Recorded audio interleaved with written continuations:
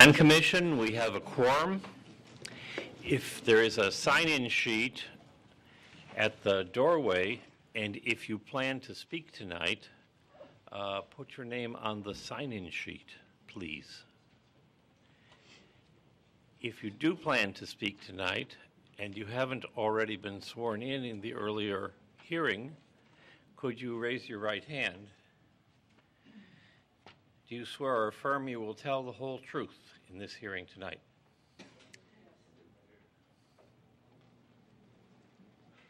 Is there a motion with respect to the minutes from the last meeting? Motion to approve. Second. Any discussion? All those in favor, say aye. Aye. Aye. Opposed? The minutes are approved. The next order of business is the planned development proposed for 3200 Grant Street, known as the Presbyterian Homes. This is a continuation of a hearing that began in the second Monday of March. People who were sworn in at that meeting continue to be sworn in. We had some questions for the Presbyterian home representatives, and they may begin. Thank you, Chairman Peters, members of the Planning Commission. Good evening. Once again, for the record, my name is Howard Zweig, and I'm here on behalf of Presbyterian Homes. There were a few questions that came out of the hearing last month, and we had a short presentation to address those specific questions for you. First, I'd like to introduce Mr. Talty from OKW Architects. Thank you.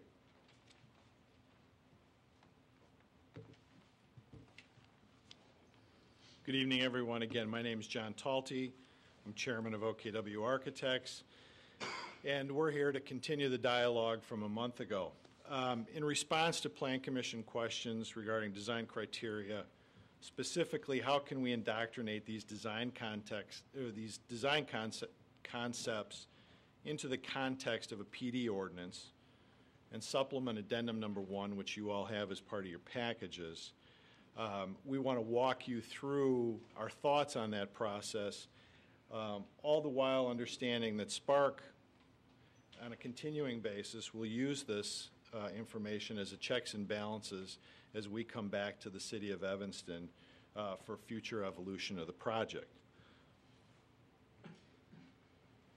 Just to take a quick step back in time, remember that the design concept for the cottages is rooted in the context of the existing neighborhood. And these homes are homes that we see along Lawndale and Grant Street. They're beautiful. They have a variety of architecture, a variety of styles, massing, and so forth.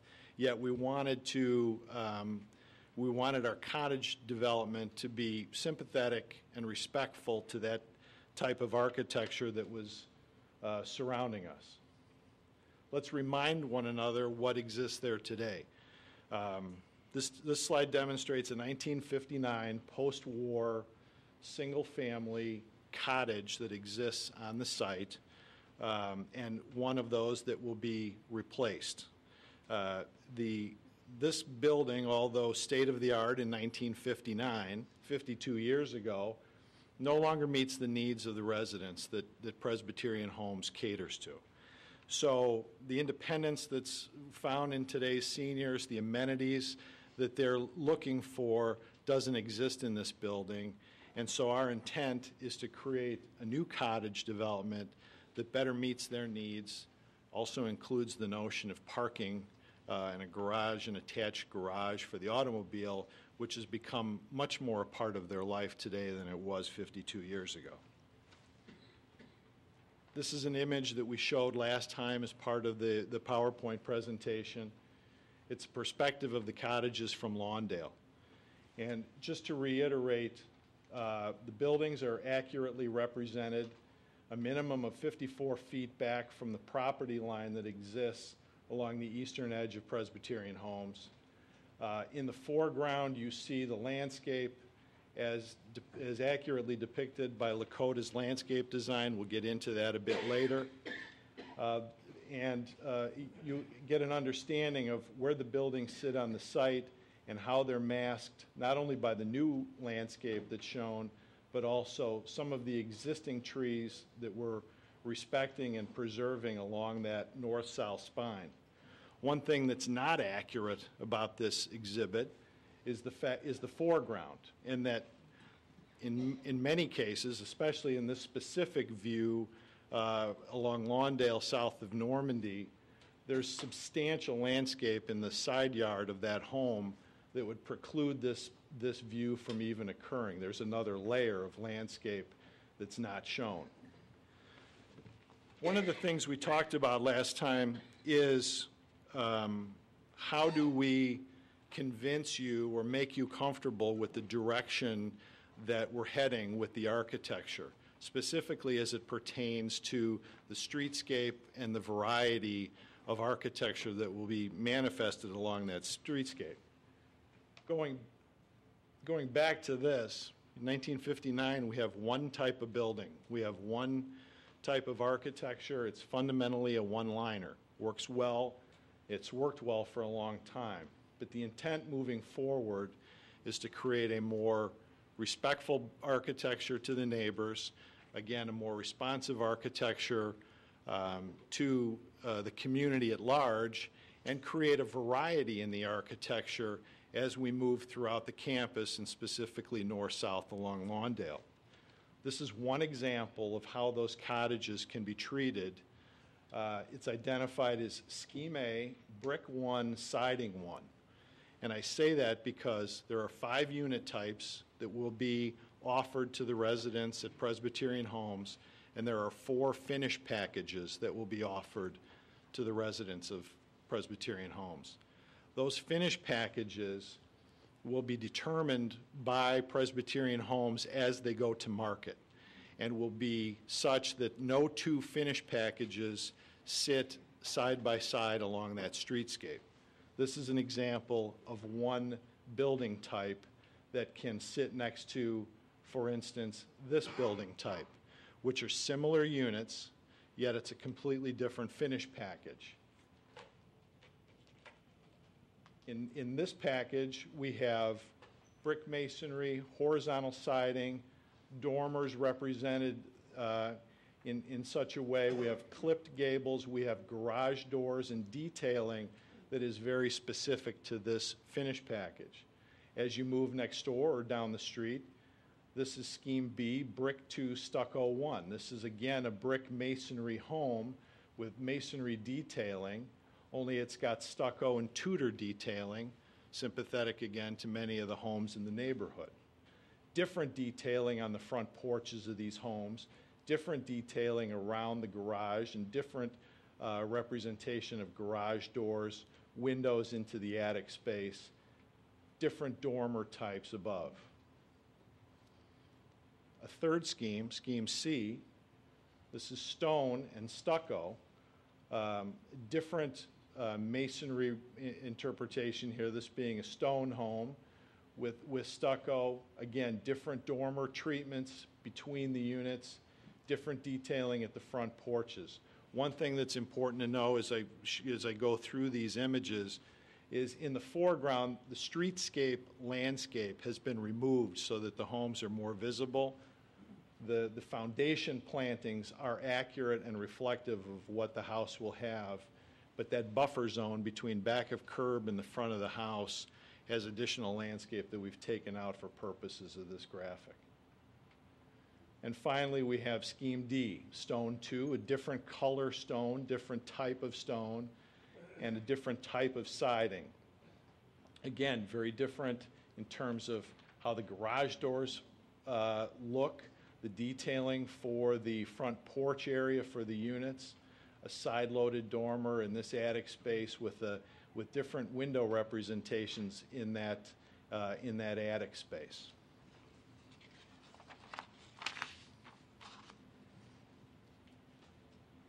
Just to go back to touch quickly on how we're handling the architecture again for 3 Arbor, the apartment building inboard to the site. 36-unit, 4-story building in the middle, 3-story building along the sides. We dropped the shoulders to try to bring the scale of the building down. But as we tried to respond to the neighboring community in terms of the cottage architecture, we're trying to respond to the surrounding buildings of the inboard portion of the site with 3 arbor. Brick and stone detailing, flat roof, very similar to the architecture and quality of the existing buildings, whether it be Calvin Apartments, 1 or 2 Arbor Lane, which currently exist on site. That idea of context as it pertains to 3 Arbor is represented in this graphic. Just to orient everyone, this is Lawndale Avenue right here looking north. Here's an existing neighborhood home, a proposed cottage, set back a minimum of 54 feet from our property line, and how these buildings relate to one another in scale, massing, and so forth. And then as you get inboard to the site, here's 3 Arbor, approximately 240 feet off the property line. And its response and its architecture is relative to the apartment buildings that are adjacent to it. So we just wanted to give you a sense of that relationship to the street and the relationship of those buildings to one another. I'll introduce Scott Ferris from Lakota, who can talk about landscape as it pertains to our comments of last month.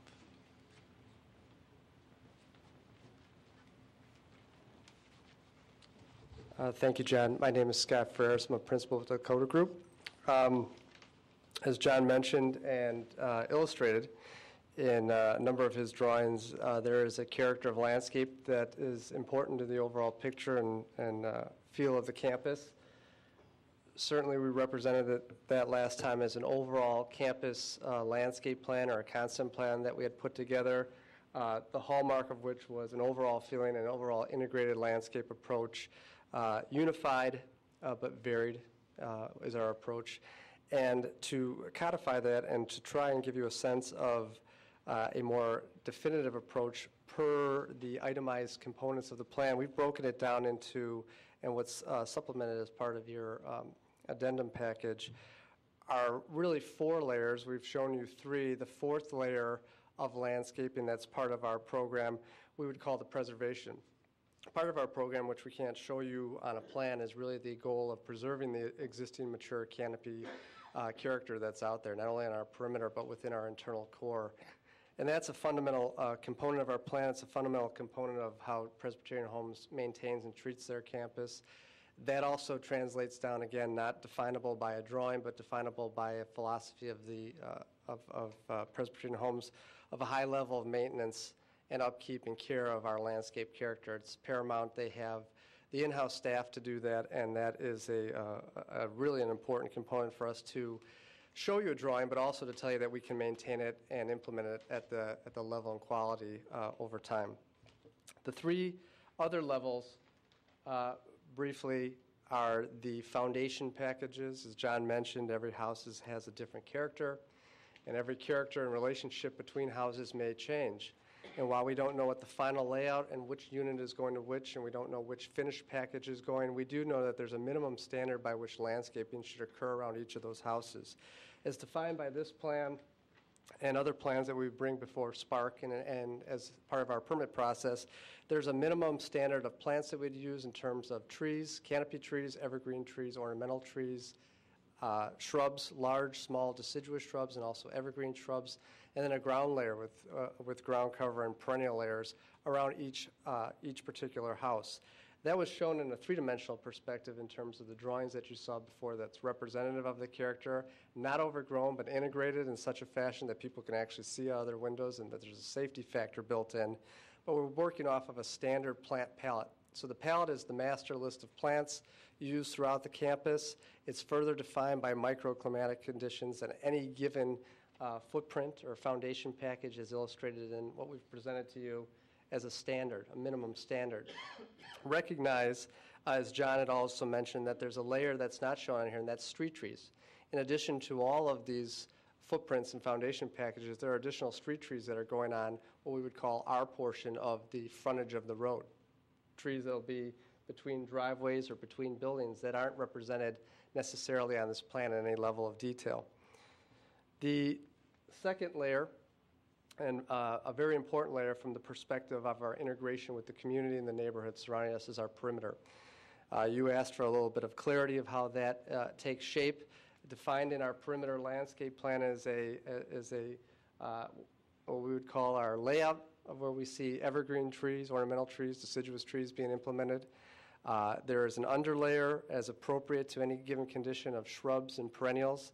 And I'll say as a caveat that we've made an effort over the last 2 years working with the community to make sure that the character of this landscape around the perimeter is consistent with the thinking of the community of how they see and use that space. I think you heard some questions about green space and open space and that character. We were very sensitive to that in our approach last time in terms of do we have a little, Eileen, do we have does it push the button in the center? Okay, there we go. We have the character on the north end of a much more open lawn, expansive lawn that the neighborhood uses from kids and dogs in this area. We have the buffer area. Again, wanted to see much more open, maintain those big existing mature canopy trees. And then the southern area, which was much more dense in order to provide more screening and buffer from Gulf Road. Each of those areas are implied with an existing canopy trees that are there that we would preserve and protect. We've mentioned in the community, we maintain steadfast in the idea that while we can show you a plan, when we implement a plan, we make sure that we see it in sight and field. We would adjust and move and add evergreen trees or trees necessary to provide the select vantage points or views. We've talked about that, particularly related to driveways and garage conditions. We've heard we want to keep it open, but we've also heard we want to keep it blocked out. We're not sure where that is, but we know that we can work within the confines to make it work for everybody, and certainly in the best interests of Presbyterian Homes as well. The last layer is that of 3 Arbor, the apartment building that's central to the site. Again, working off the same palette of plants, same character, recognizing that at the ground level of all these buildings, there are outdoor patios for our residents that have ground floor units. Those would be adequately screened, provide a level of privacy, but also a sense of security so that they can see out of those spaces. And again, the street tree character along the frontages.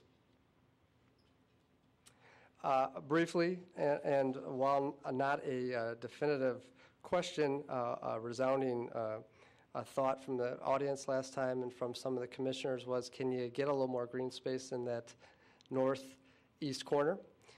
We spent a little time looking at the plan, seeing if we could squeeze the plan, shape the road, move the road, adjust the buildings a little bit to get a little more space out of that. And while not very easy to see, I think from afar, we've identified about an additional 8 feet of green space. We've pushed our road away from the intersection another 8 feet into the site, adjusted the road, pulled the buildings back a little bit, and got about 8 more feet of green space. Now, 8 feet doesn't sound like a large number, but it represents a 10% increase in our actual expanse, going from about 76.5 feet from the corner to about 84 feet. So we're tweaking, looking, and recognizing that we're trying to make the best we can in terms of providing that green character back to the community. I'll turn it over to Nancy, I think, right? Or Howard? There we go. Thank you, Chairman Peters. Obviously, we've tried to keep our information short and sweet tonight. We have the full array of our team available to answer any questions for you, and we would like to reserve the opportunity to address the commission at the conclusion of the hearing, if appropriate. Thank you. We will continue with any questions that the commission members have for the witnesses, and then we'll take public comment. Beth? Yeah, I have a question for John. I don't know, I didn't write down your last name, and I apologize. That's okay. A couple questions. You kept showing the slide of the current cottage and bouncing back and forth between that and the vision of what the landscape view would be from Lawndale. Mm-hmm. That slide of the current cottage, was that taken from Lawndale, or is that a different view? I think that slide, and let me go back to it. Actually, Eileen, is it easier? I think that slide is taken from inboard the campus. I think I'm standing on Presbyterian, or we're standing on Presbyterian Homes. Yes, that's the interior Yes. roadway. Because would a- This is the 'cause- interior roadway. So would a fair comparison when you're popping back and forth from Lawndale view would be perhaps what the current residents would see from Lawndale, is that Correct. correct? Okay, Correct. so that's not what We were was- trying to get, we were trying to better respond to what they're going to see versus what you will see when you're on site. Okay. Another question, I don't know if this is necessarily for you, but you have a pretty high second floor that's to be used for storage, is that correct? It's a bonus space that it's supplementing the fact that the buildings don't have basements. So it's intended as storage, yes. So when you say supplemental space, so then is it heated and aired? It could be used for other things besides storage? Yes. Okay, so it could be living space? It could be, yes. Okay, because that was not clear the last time.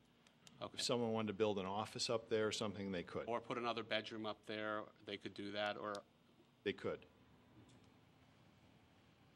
The Thank you. homes, I think it's important to know, though, that the homes live on the ground floor. All of the amenities, all the living spaces, the master bedrooms, the office, whatever amenities the residents may need, all exist on the ground floor, so that space inside the roof is supplemental to that. in our last meeting a month ago, it was presented as storage only, not as living spaces, from my recollection. I don't think so. If I did, I miscommunicated. Because we were all that. having conversations about how retirees aren't going to want to walk up and down to get their things they would keep in storage. But okay, I needed clarification on that. I was wondering.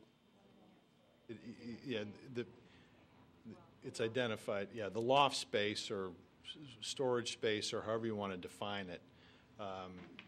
The buildings are really, they're a 1.5-story building.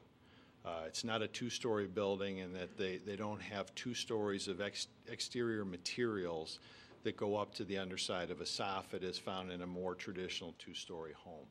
So there is space, living space, in the context of the roof. Thank you. Sure. Any other questions from board members?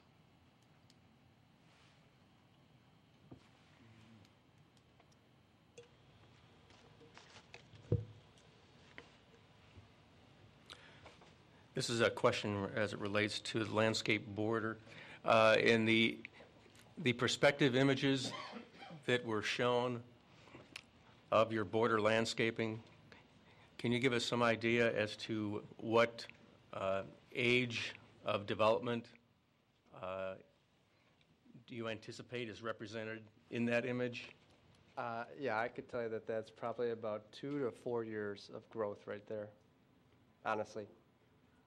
And it's probably more dense than some of the discussions that we've had with some of the neighbors that wanted it to be more open. So in actuality, is again, back to the point, when we install it, we're going to be installing it as a moving target and moving things in the right locations.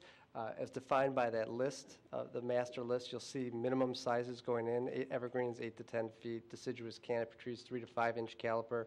They're all in there. So some things are going to be 3-inch and some are going to be 5-inch, depending on creating variety, and so it doesn't look like a brand new development going in. I'm not a landscape architect, but I've worked with them, and I'm quite familiar with landscape plans. It certainly seems to me that you've done quite a significant and extensive job in addressing the landscape needs. Nevertheless, as you've alluded to in your presentation, the proof ultimately is going to be in the pudding when all of this is sited, sited and installed. And we can't hold you to a specific plan necessarily, because it may depend upon the exact time frame of the installation. And am I correct in that when it comes time to specifically locating some of these individual plants, you're going to seek city input, resident input? As we submit a building foundation package, for instance, or as we submit a perimeter foundation or perimeter landscape package, there'll be a complete set of documents and drawings identifying all the plants, all the sizes, where they go. That'll be submitted to Spark, will be submitted to the city for building permit, and we'll be held to the standard of making sure that's implemented. I'm certain staff will want to go out there and verify that it was done, and I'm suggesting that we may move some of the material that's identified on that plan 10 feet this way or 10 feet that way, or in fact, we may add more where we see fit because neighbors say, could you put one extra one right there to block the view? We're good with that.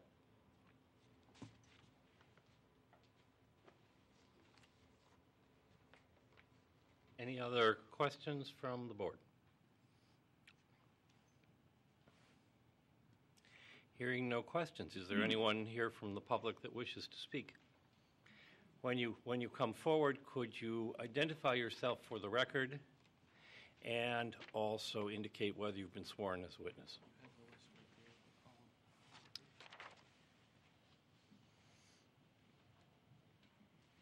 I don't know which microphone. Probably this one is easiest. Thank you very much. My name is Gary Dupuis. I reside at 3004 Normandy Place, just down the block from the Presbyterian Homes. And I was a little surprised to hear about the architect's description regarding the obsolescence of the current cottages, because it's vastly different from those cottages described on the Presbyterian Homes website. Be that as it may, as a CFO, I'm here because I'd like to shed a little light on what we're really talking about here from a financial standpoint. You know, Presbyterian Homes likes to portray themselves as a sleepy little seniors community, but really they are a large corporate entity, albeit non-for-profit, but with over $500 million worth of assets. And I think the commission, you're all savvy enough to understand that what this is about is their need to maximize the revenue that they are able to derive from that piece of property. We looked at the Lake Forest complex that the Presbyterian Homes owns, and those units are going for over $600,000 per unit. The current cottages here at Lawndale are going for $250,000. So we're talking about, if they increase the price to match the Lake Forest homes, we're talking about a 150% increase in the price. That's a significant additional revenue. So I don't want that to be lost when the Presbyterian Homes describes going from 57 units to 54 units. We're talking about a $19 million increase in revenue when these things turn over. Having said that, the objection of a lot of the homeowners in the area lies in the fact that, A, aesthetically, it is a detriment to the community, it is a detriment to the neighborhood, it is a detriment to our property values.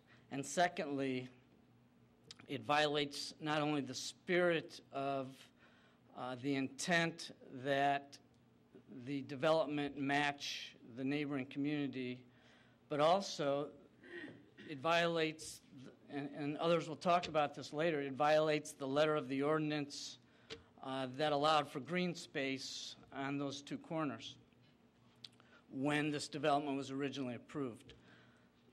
So my point being that with the reduction in the number of units at the dramatically increased asking price that we're anticipating, it is not going to cause the Presbyterian Homes to suffer from a loss of revenue to reduce the number of units to increase that green space, and that's all I had to say.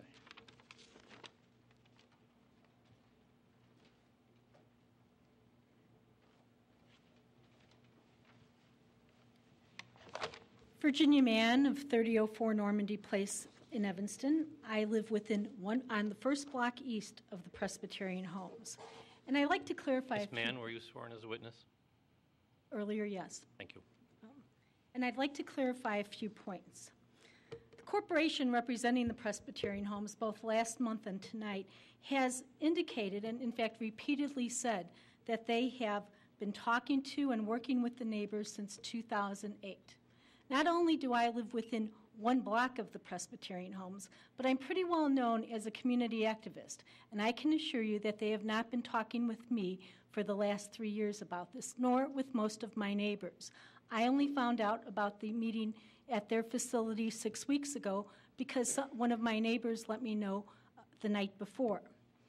And while they maybe were talking to a few folks, they certainly weren't listening to the neighborhood or the community. In fact, I have to contend that they really aren't talking to our neighborhood and haven't been. Learning at 6 o'clock the night before the meeting, I was able to get word out, and we had about 25 people show up at that meeting at their facility. Last week, when everyone was on vacation due to school breaks, I had about 15 people at my house for a meeting with the alderman. We put together a petition online, which 45 people have signed. I have gotten over a dozen emails and numerous phone calls from my neighbors telling me that this is the first that they have heard about this and what can they do. Some of them are present here tonight. Most of them are not, which is why they emailed or called. They've also been emailing Alderman Tendam. They can show us all the beautiful pictures they want, but what we have to think about is the reality. What you don't see there is what you will see if you drive up to Lake Forest, as I did. You'll see big 2-door garages looking at you. 40 of them will be facing us on Lawndale, facing homes that most recently sold for nearly $1.3 million. These are not attractive, and these were built, more than 2 years ago. So they can talk about that landscaping being 2-year maturity. Did they not put any landscaping in Lake Forest? Or you can drive over to Prospect Street on the west side of their property and see what a lovely job they've done there, creating a streetscape, an alley, very much like what we're going to end up with on Lawndale. This is not in keeping with the character of the community, which is required by law by the 1961 ordinance that allowed them to build this in the first place. This is really the first opportunity the community has had to comment on and to bring our concerns en masse to the Presbyterian homes, to the city leadership. And I hope that you will listen carefully to what we have to say and take the time and put this on hold and allow them to work with us, as they say they are willing to do, to get something that is acceptable, not to the 5 people in our community who serve on their board of directors or do business with them and have sat with them in meetings for the past few years and said, oh yeah, that's great, just make this little tweak, but with the many of us who spend together millions of dollars in tax revenue. They talk about the $600,000 they generate. The 14 houses on my street on Normandy Place generate half of that. And in 33 acres, they create just $600,000. So we have a vested interest in this community. I'd also like to point out that the 100 homes like this that they have built in Lake Forest sit on 47 acres. They want to build over half that number, 54, on 14 acres. It is not appropriate for our community. I know one of the vice presidents talked about things have to evolve.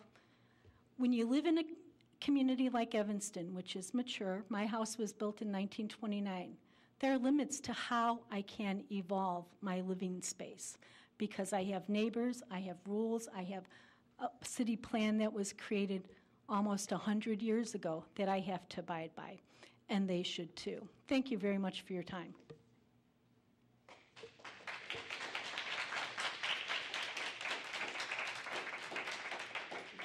May I ask a question, Mr. Scott?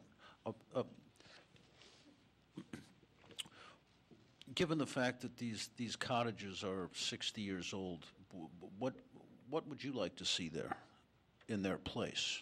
I think that, well, first of all, I think that they could probably either refit those existing cottages or build on the exact footprint They could certainly flip the garages to the backside so that they're not facing our community. Our community is not like some communities you see in the newer suburbs or out in Buffalo Grove or out in Antioch or whatever, where all the garages face forward and extend from the front of the house and, in fact, dominate the view that people see from the streetscape. That's not Northwest Evanston.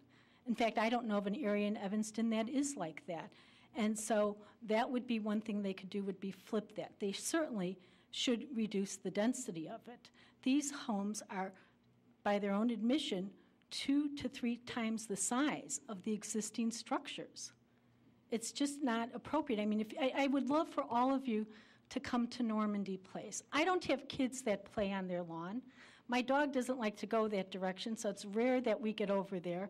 But I can tell you that it is a beautiful open space where I have seen fox, and I have seen coyotes, and I have seen kids playing, and I have seen rabbits, and I've seen people walk their dogs and interacting with their residents who come out and talk to us. And they have some of the most beautiful mature elm trees in the city, which I have to say, they talk about preserving them. They haven't done a very good job of that so far. Last year, they cut down probably one of the most majestic elm trees in the entire city. So, and years before that, they've removed several of them.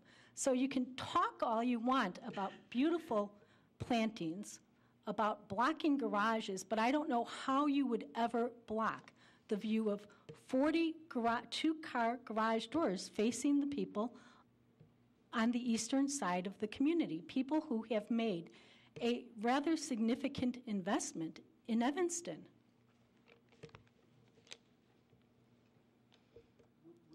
Would you be satisfied with the with the landscaping as proposed, as depicted in these slides? Do you like the landscaping that has been suggested here?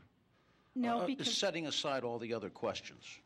there's not adequate green space, and I think that is really the key here. They're taking, and do we have a picture we have a photo from Normandy of what we look at, and they're creating something like this in terms of. Now, is that a picture in This Lake is the Forest? west. No, this is their property in Evanston on the west side of the property.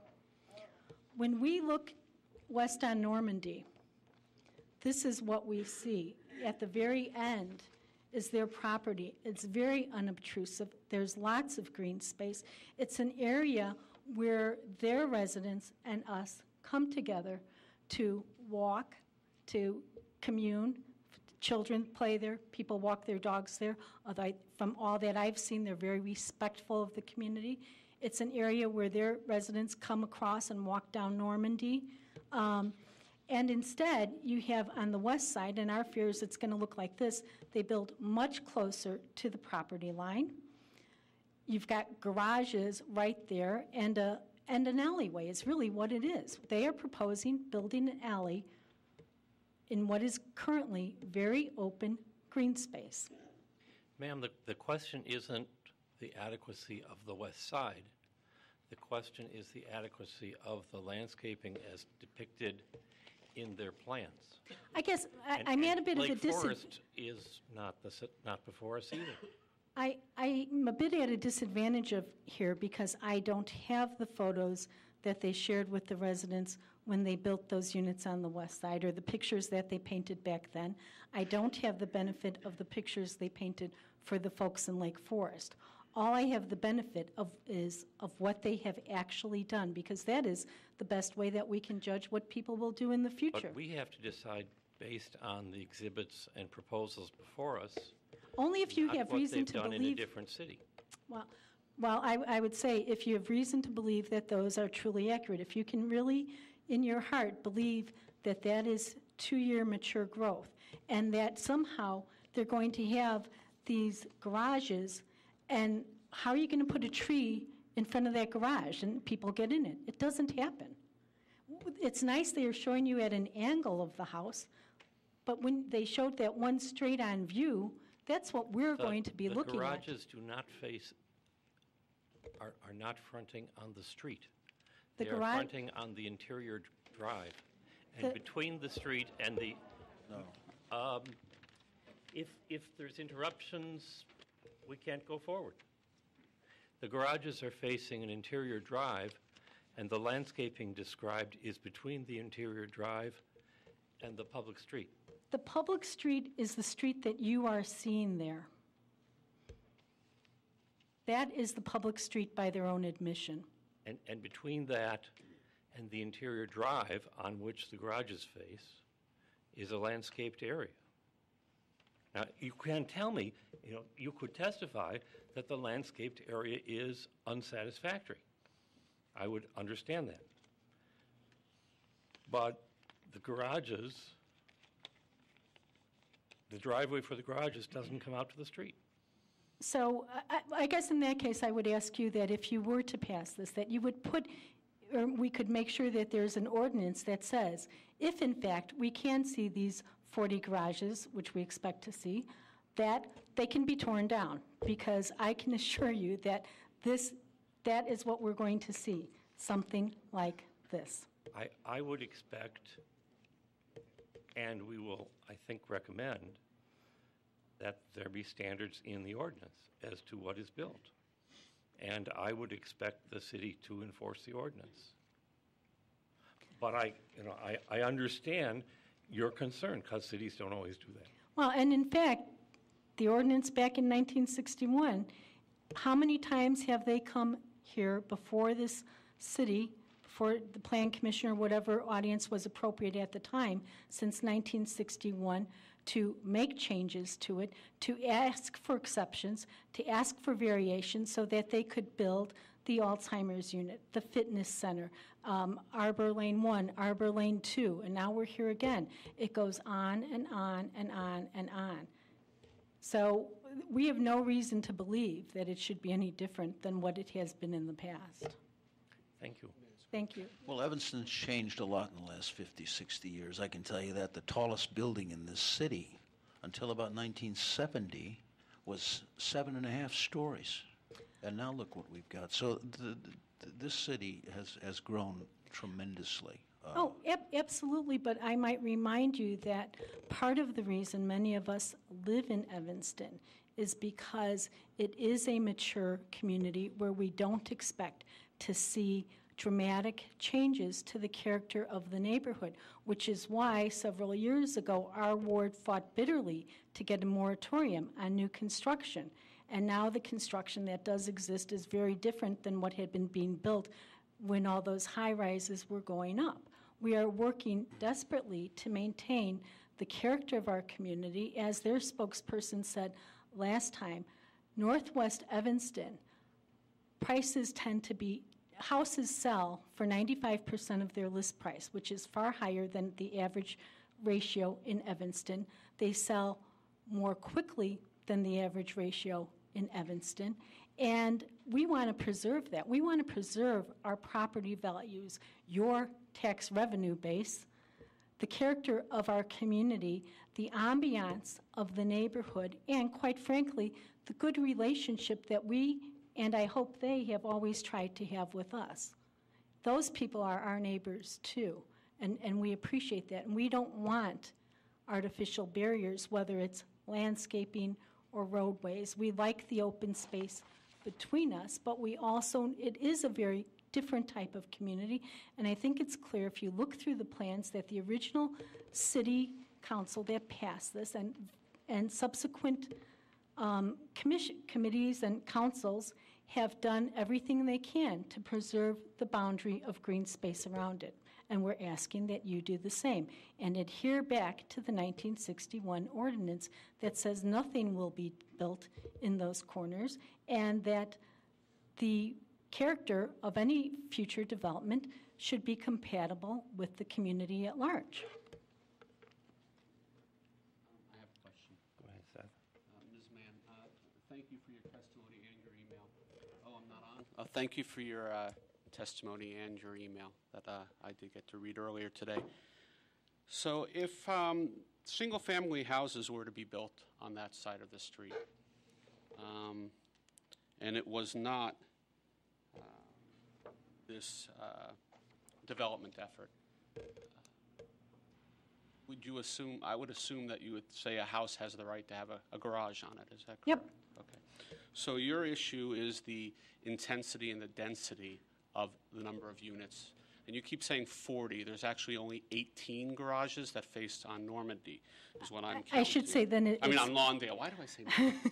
I should say then Today, 40 garage spaces, because each of those garages is a two-car garage. Yeah, 'cause And there's- plus, there's they do 18 have, There are 18 garages that are, it looks, that I've counted, that looks like. we've gone back and forth and counted. I think we ended up with 20 two-car garages, plus the 2 parking spaces outside those garages. So each home could have 4 cars. So spaces. your biggest concern is the intensity, the size of these units, and and how the landscaping would be put in to shield your view. I share your same concerns about the intensity. It's why I got on the Plan Commission, is because I was concerned about the density in Evanston in general. I think you are right that Evanston benefits from being an older community, but change does happen in all communities.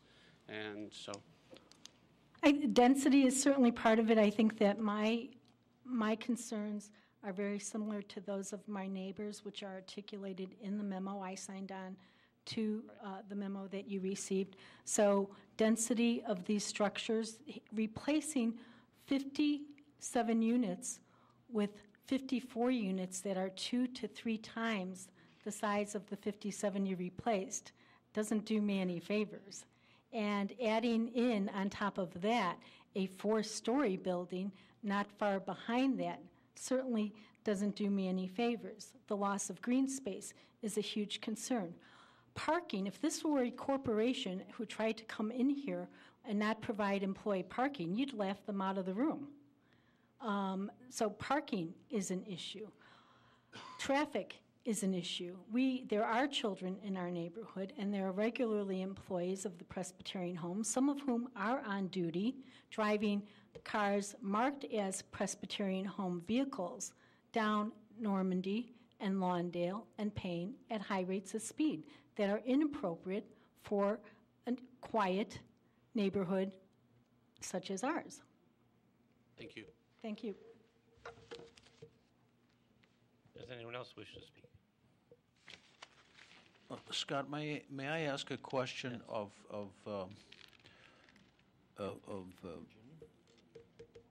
Ma'am? no, of the project? What is the change in square footage, given the same footprint? What's the change in the footprint square footage, setting aside the 3 Arbor? The existing units, the existing cottages out there per residential unit, not building, but unit, range from 1,100 to 1,300 square feet. And the buildings that are being proposed range from 1,600 to 2,100. Okay, so that's a percentage increase in Correct. square footage of about what? So it's 30%? 30%, yeah, 30, 40%. I'll Roughly. do the math here real quickly. Okay, 30 to 40%. okay. What did you say the units are? The existing units are 1,100 to 1,300 square feet, and the proposed are... Well, that's just the first floor, right? That's the first floor. Right. And the proposed are 1,600 to 2,100. And that's also first floor? Correct. Does that include the garage? It does not. Do we have a footprint for the entire the buildings, not just the livable space? Because it sounds like the neighbors are concerned about the actual size of the structures compared to the current structure. They don't see what's inside, they see what's outside. Correct. So if you added, I don't know if we have that number, but let's say you added 400 square feet to each unit. That's a garage of 20 by 20 feet, which is, Eileen, is that a fair? Right. So add 400 square feet to each unit, so that 16 to 21 becomes 2,000 to 25. And the building itself is 2 of them. So you Two could of have a them. 5,000 square foot You could have structure. 4 to 5,000 square foot structure, correct. in your packet, this plan shows you a small portion of the roof that could be bonus space. It's a very small portion because of the roofs. It's about equal to a bedroom and a bathroom and a pool entry area. Thank you. Ms. Paley, Hi, my name is Nina Paleologus. Thank you for and you've been hearing us previously sworn. today. Thank you. I live at 3044 Grant, which is right at the corner of Grant and Lawndale. So I'm the house directly at that corner where the largest kind of impingement of the green space is going to occur. I'm going to deviate from what I was going to say for just a second. I'm not a mathematician or anything, but if those numbers seem right to me, if you include the garage space, that seems like quite a bit more than 40% increase in size. It sounds like the houses are up to 60% increase in size, and then you add the two-car garage to it, and that seems like it's more than, just off the top of my head, double in size. So I too would ask that this esteemed panel respect the ordinance that's already in place that requires the Presbyterian home that any further development, and this was the ordinance that they were, I think, that was in place to allow these cottages to be built to begin with, but that any further development respect the character of the neighborhood, and that the density and intensity of the usage respect the character of the neighborhood. Not only are these larger in size, but they're higher. The garages do stick out, and you know, I've lived there a long time. When this issue came up last time when the rec center was built, there was proposal for garages in that corner, and that was struck down, and there was supposed to be a compromise at that point, and there was in part, but there's still parking that was put there, and we were promised that if they did that there'd be beautiful landscaping there. And I can tell you that right now all there is a little row of forsythia bushes around that several car area, so most of those cars look right into my living room when they pull in, or my dining room when they pull in and out. You see a lot of headlights, and that was many years ago now, I think over about a decade, not quite. And there's been none of the landscaping like we see in these pictures, which I saw very similar slides at that time when the rec center was proposed. And none of the landscaping around that area looks like it was in the pictures that we were shown. So I think that Virginia Mann's point about, you know, history and the cumulative development of this property and what's actually happened over time as opposed to what the PowerPoint slides look like, I think is an important issue to kind of take into account. The other way that I don't believe that this development is in keeping with the neighborhood is that there's nowhere else in residential Evanston that I know of where you have two roads.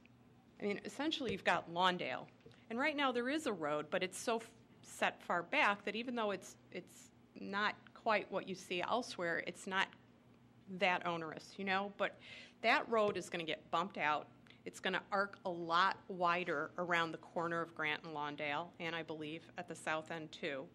And what you're essentially going to have is Lawndale and then another road with a little bit of something in between, whether it's grass alone, grass with trees, a few bushes, whatever landscaping that we're still not clear exactly what that's going to be. And so what you're really looking out on from my corner and from all those houses along that Lawndale area is you're going to look out at Lawndale, and then you're going to look at a patch of some sort of land, and then another road. And the driveways, granted, they don't come out onto Lawndale, they'll come out onto a service road, but we're basically looking at a service road with garages coming out to it. I mean, to me, that's like an alley. That's like looking out into an alley or a wall, a townhouse development wall. The space between these homes are not as large as the spaces that we in the neighborhood are supposed to respect. So it's not just the setback from the street and the fact that there's a road in that area. It's also the distance between the two houses. We couldn't build houses that close. So because this is, you know, I'm not a lawyer and I'm not a city planner, but because this is one property, I assume they're not keeping with what we would have to do in the neighborhood if we wanted to build houses next to each other. So the space between the houses, I think, is smaller. So there's going to be a dramatic decrease in the green space as well. So sight lines are going to be compromised. I think the safety issue and the amount of traffic through that area, right now there are a lot of cars that park, employees are, park along Lawndale, they park a lot along Grant. Sometimes you can't even get 2 cars through Grant Street in the middle of the day.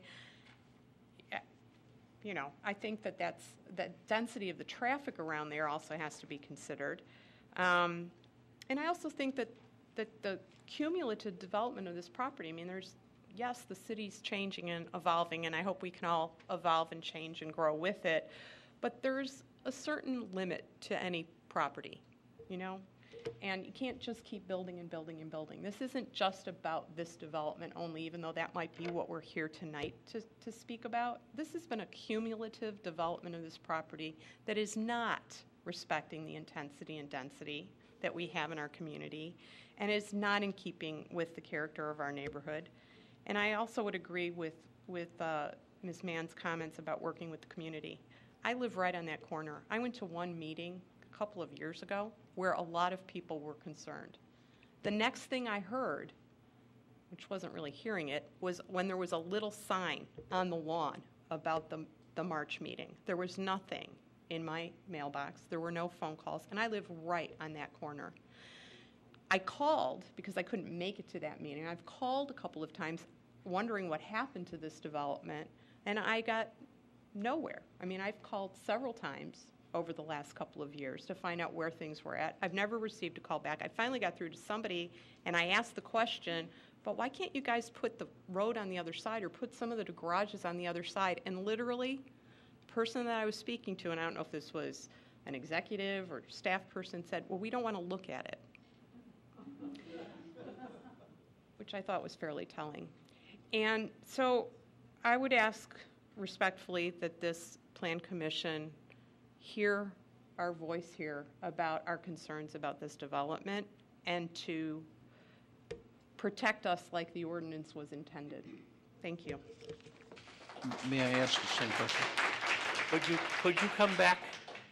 I'd like to ask you the same question I asked Mrs. Mann. What would you like to see there? Right now you've got 50-year-old buildings, right. Cottages, right. that obviously need some work. What would you like to see there? I think that the footprint is the issue, not the square footage of the living space on the first floor. How about the height? The height should be shorter too. I think if you want to build a storage space, build a storage space. It's clear, I think, from the comments made tonight that there's an option to have living space up there.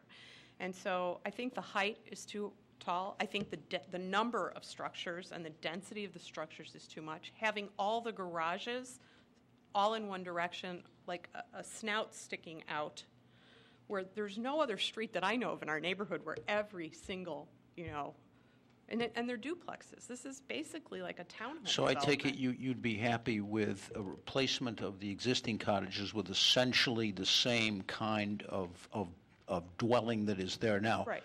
A single story on a slab.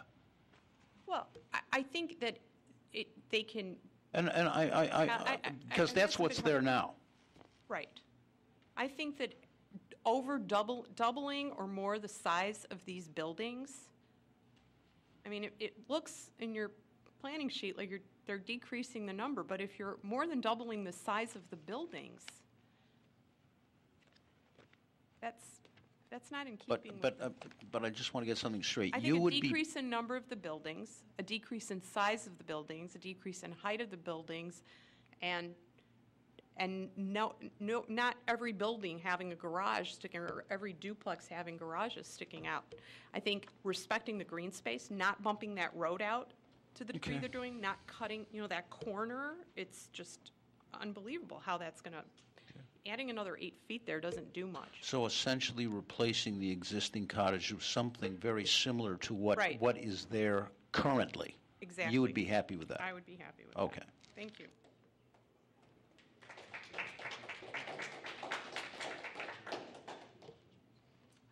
Good evening. I'm Pat Cafarata, and I live at 3001 Normandy Place, and I'm going to try to do you a really big favor and not be redundant on anything that's been said before, so if I am, forgive me. You, gentleman, Mr. Galloway, I believe, made the point that the proof is in the pudding, I believe you said. And that's kind of what we have to go on. We're just residents living here. We're not a big corporation like these guys are. We don't have fancy slides, and we don't have the pictures they show and the prospects of these trees growing fast in a year or two or three or four. But I would just like to address one issue, and that is the proof is in the pudding. If you go over to the west side of their development on Prospect, there are people living over there in houses. And I would like to show you what they are looking at. They are looking at, forgive me, I'm going to move away from the microphone and just move up and show you. But this is what it looks like. Now, look at the landscaping. There's not a single evergreen tree. They're promising this glorious landscaping. This is what they gave the residents on the west side. Can we have these marked and included in the record for City Council? I would love it. Here's a closer up picture. These are the garages they constructed on the west side. This is what the people, the poor people on Prospect, look at.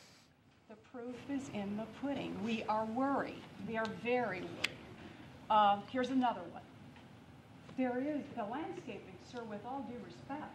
It is nothing like the picture you showed. This is dreadful landscaping. And once again, the issue of density. They want to put up another big building. This is the density from Prospect. The place is getting too dense. So, yes, I'd be delighted. This is my photography. It's not as good as yours. I'm sorry. But it's the best we could do. Let me ask you if the pictures accurately depict what you saw in that location. As best I could shoot the camera, yeah. Oh, well, yeah, go look for yourself. Yeah. Oh, no, that's the best I could do. Craig, when the board is done with these, can you put them together as Gafarata Group Exhibit 1? Could you send us, are those electronic? Oh, yeah. Assuming those are digital images, Yes. correct? Perhaps you could send Craig. Sure, you the tell me. included. I'd But be happy to. We can put that in the record for City Yes, Council. so thank you for helping us out. We really do want to cooperate, but this project is kind of off track right now, and the neighborhood doesn't feel that we're being listened to too much by these people, but you guys have been great tonight, and we appreciate it very much.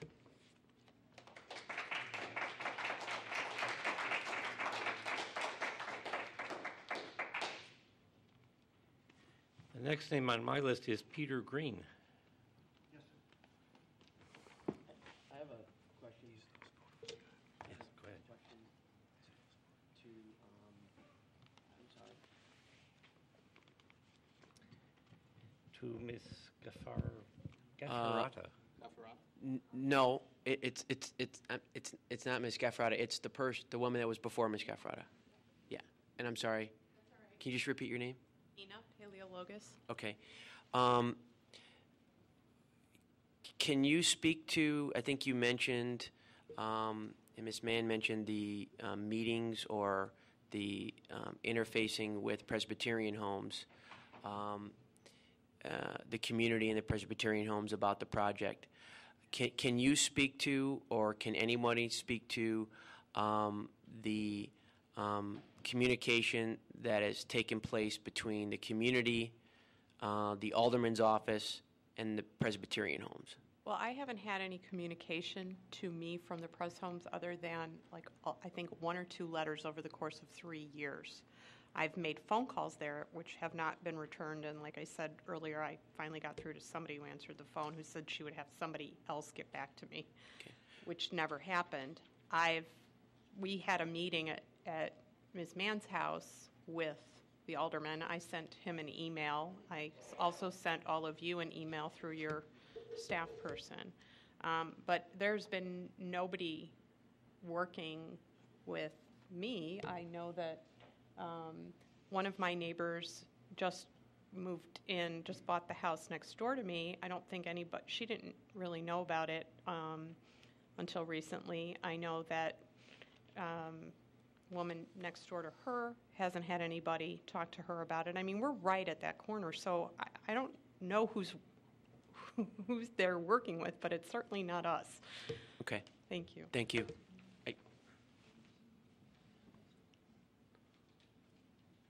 I'm going to ask you to hold your testimony until after we've heard from the neighbors, and then, Okay, I was just responding to his question, asking the audience if anybody had information about the communications. I can wait, but if that you, would be great.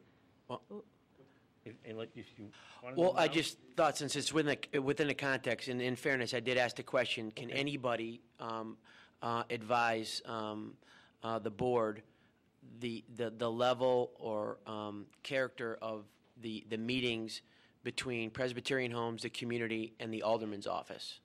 sure. So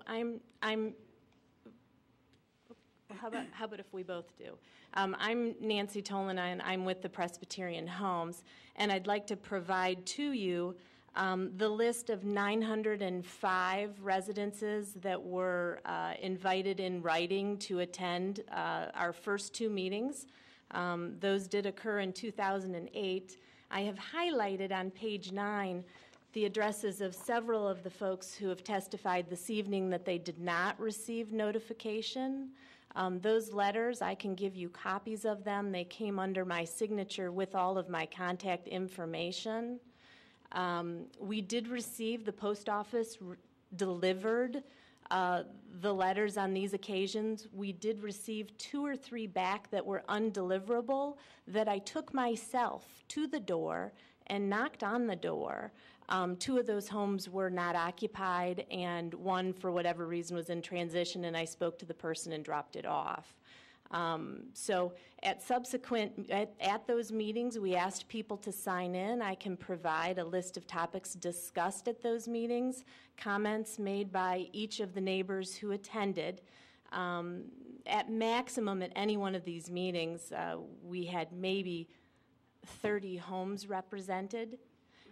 Most of the people who attended the initial meetings were from homes directly adjacent our property. We did ask that people sign in. We have returned phone calls from interested parties, kept track of who attended, and made sure that at subsequent meetings, those people who showed any interest whatsoever were directly invited, as well as anybody directly adjacent the campus who did not attend was also re-invited. So I'd like to provide this to you. When did the last meeting took place in 2008? No, we've had 4 meetings altogether. The first 2 were in 2008, where most concerns were voiced. Then there was a meeting in 2010 where we responded with a plan that basically made all of the building adjustment locations requested at the 2 meetings in 2008. And then there was a final meeting where we presented this same plan, which was the same plan presented in 2010 with some additional landscape that was requested at that 2010 meeting. And I would like to say, and I think there are representatives here, the residents that attended the second meeting in 2008 that requested the building position location adjustments said that they would be in support of the project if those changes occurred. At the third meeting, when we indicated those changes had occurred, the only remaining adjustments requested were in the nature of landscape adjustments along the perimeter boundary. The perimeter boundary, and a request at the corner of Grant and Lawndale to see if we could Chairman, thanks. free up some additional green space there. So, Thank you.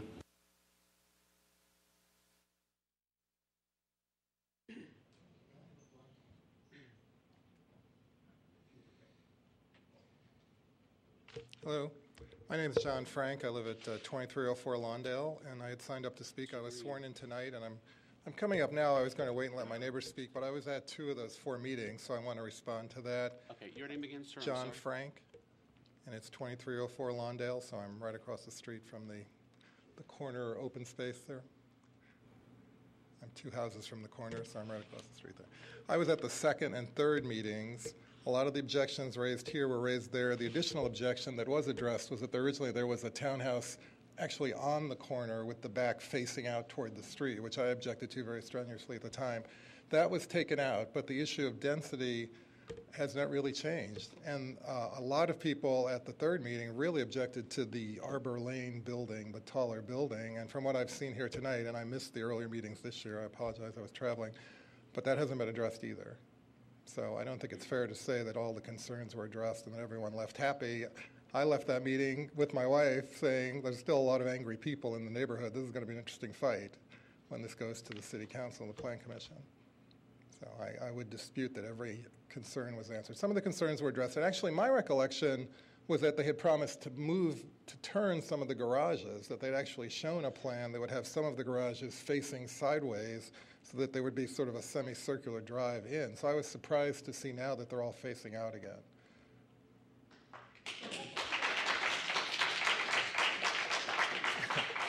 Any questions from the board?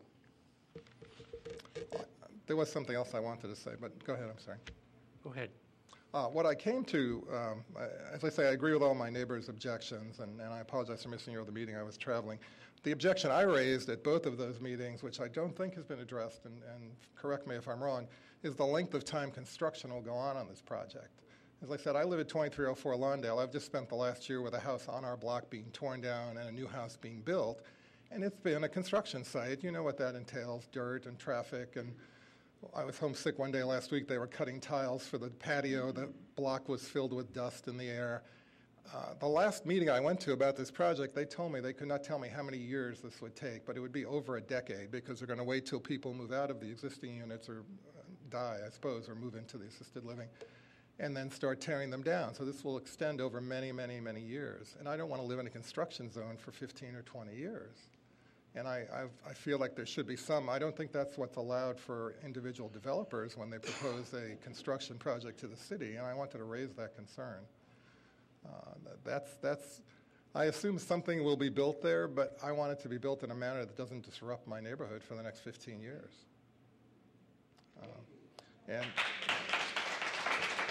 And also, I want to make the observation, there's been several questions about, well, they're 60-year-old houses. My house was built in 1928. I bought it in 2007 at the top of the market. But I'm still happy to live there. And since I've moved in, I've rebuilt the chimney, put a new roof on, rebuilt the garage. I didn't tear it down.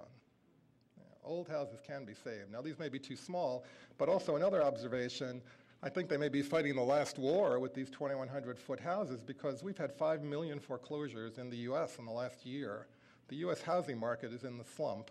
My generation, the baby boom, has seen the money it thought it would spend in its retirement, its home equity, wiped out. No one has enough money in their 401ks. It's hard for me to imagine buying a 2,100-square-foot house to retire in. The house I live in now isn't that big. So I think that in fighting with the neighborhood for 3 years about this, they may have missed the market as well. Thank you.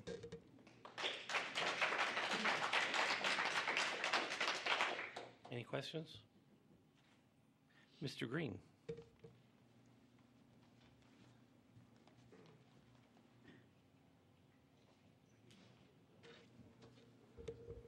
Good evening, Chairman Peters, Plan Board Commissioners. My name's Peter Green. I live at 3045 Payne on the corner of Payne and Lawndale.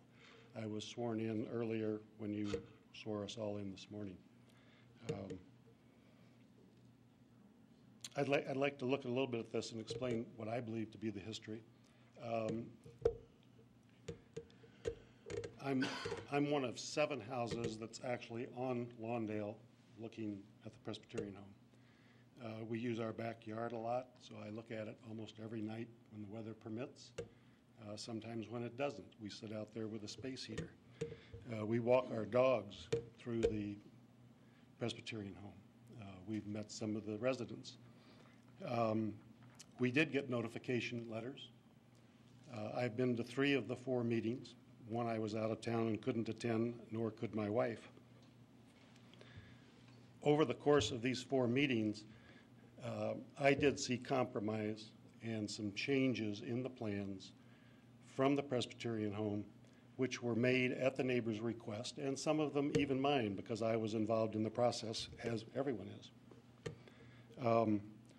One of the compromises was Arbor 3. Originally, it came straight off the Calvin apartments towards Lawndale, a huge 4-story hulking building. They changed it 90 degrees. Then they further changed it by changing the mass and doing 3 stories and stretching it out and putting the 4th story on top. Now when you walk by on Lawndale and you look back because of the newer houses in front, you won't see that big mass. So there have been changes, there have been compromises. Excuse me.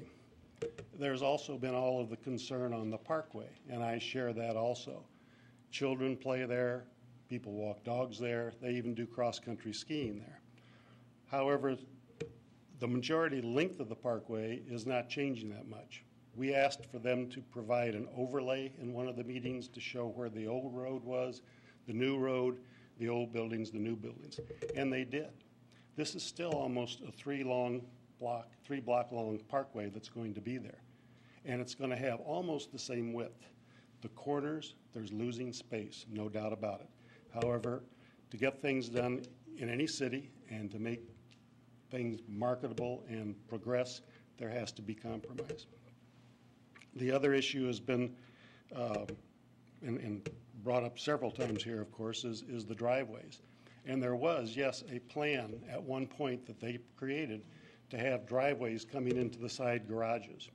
And then at the next meeting, after showing us that, they explained that they really couldn't do that because it created too much hard surface, created drainage problems, and was something that just really wouldn't work. In addition to that, the seniors that would be living there would have to do 3-point turns to get in and out of their garage, and having a 92-year-old mother-in-law that still drives, I could see where that would be a problem.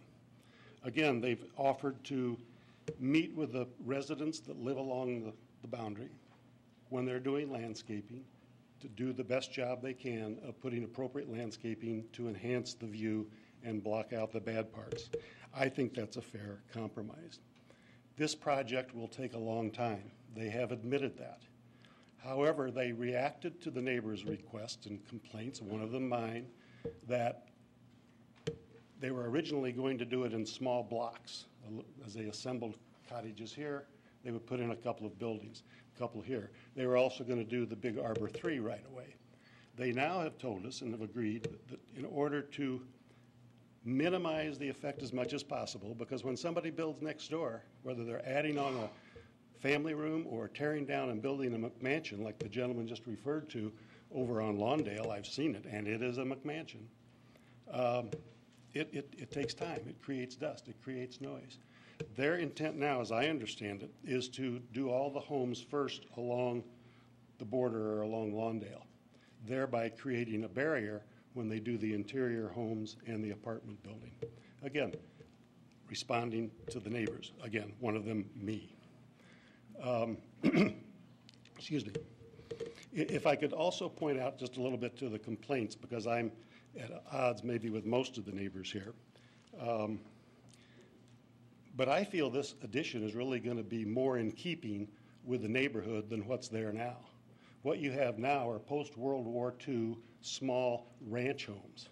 I don't know of any area in all of Evanston, much less northwest Evanston, that has that kind of concentration of that type of home. It doesn't match my house across the street. It doesn't match any houses in the neighborhood. So they're going to build houses that are 1.5 stories that are going to be more in keeping with what we have. I think that's an improvement. And I know that there are objections, and I can see why, because all the driveways, but they are going to landscape, and there are what has been referred to as the snout houses in our neighborhood. As a matter of fact, there's one on the corner of Lawndale and Normandy at 3042, I believe it is, where the garage is out in front. There's also a couple of them up on Central Park, just north of Normandy, I believe.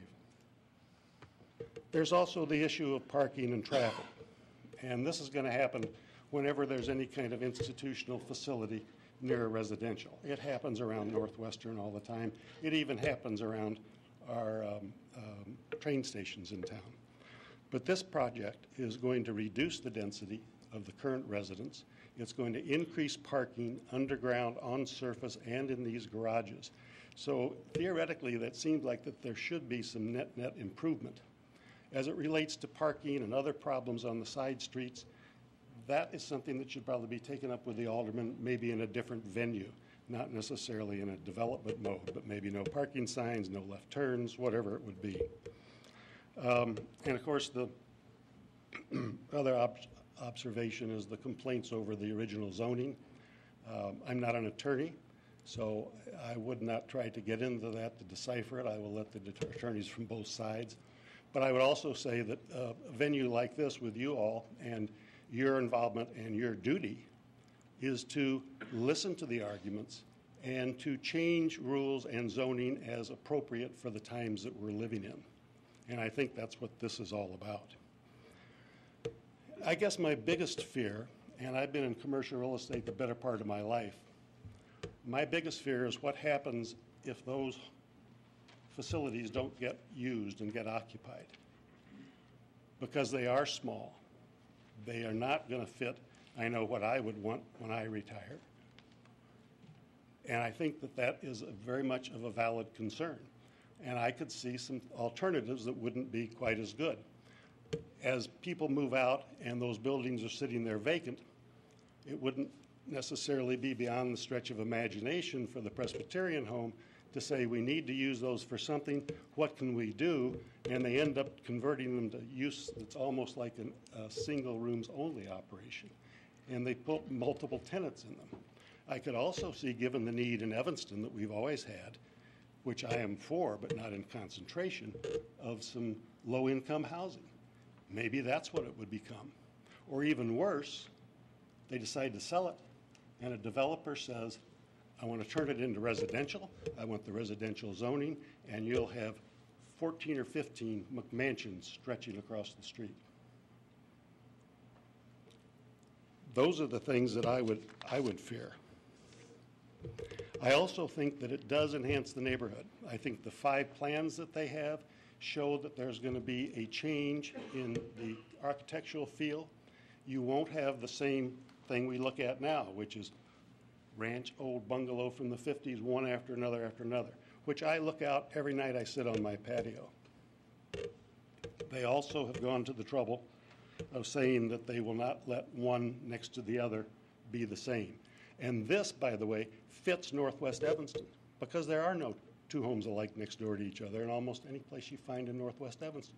It's much more in line with what we have and like our neighborhood. I support the improvements.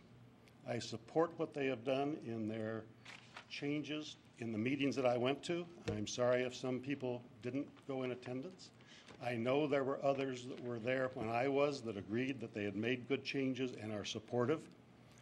Probably because we live in a silent majority. Sometimes they're not here tonight.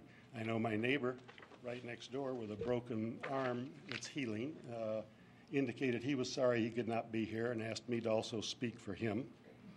And I do think that this improvement will do what we all hope happens, and that's to increase property values because what is next to us is acceptable and is nice and fits within the community. I think the Presbyterian home is compromised. I think they've done a good job, and it's time for us as a neighborhood to stop being the neighborhood of no. Thank you. Questions? So, Mr. Green, I take it that you have there are a number of neighbors of yours that are in favor of this project. Yes, sir. As well. There are, I believe. I believe there's also been comments from neighbors in the meetings that have been positive and then later maybe had a second thought about it that goes back and forth. But yes, there are a couple that I have talked with. I did not attend the last neighborhood meeting because I knew that I was not in the same frame of mind as the rest of the neighbors, and I didn't want to go and become an agitator. That's not my lifestyle. But I do believe that there are others that are of support, and I believe there could be at least one, if not more, that are one of the 7 houses along Lawndale. And of course, my neighbor that I mentioned earlier is one door in from Lawndale. Thank you.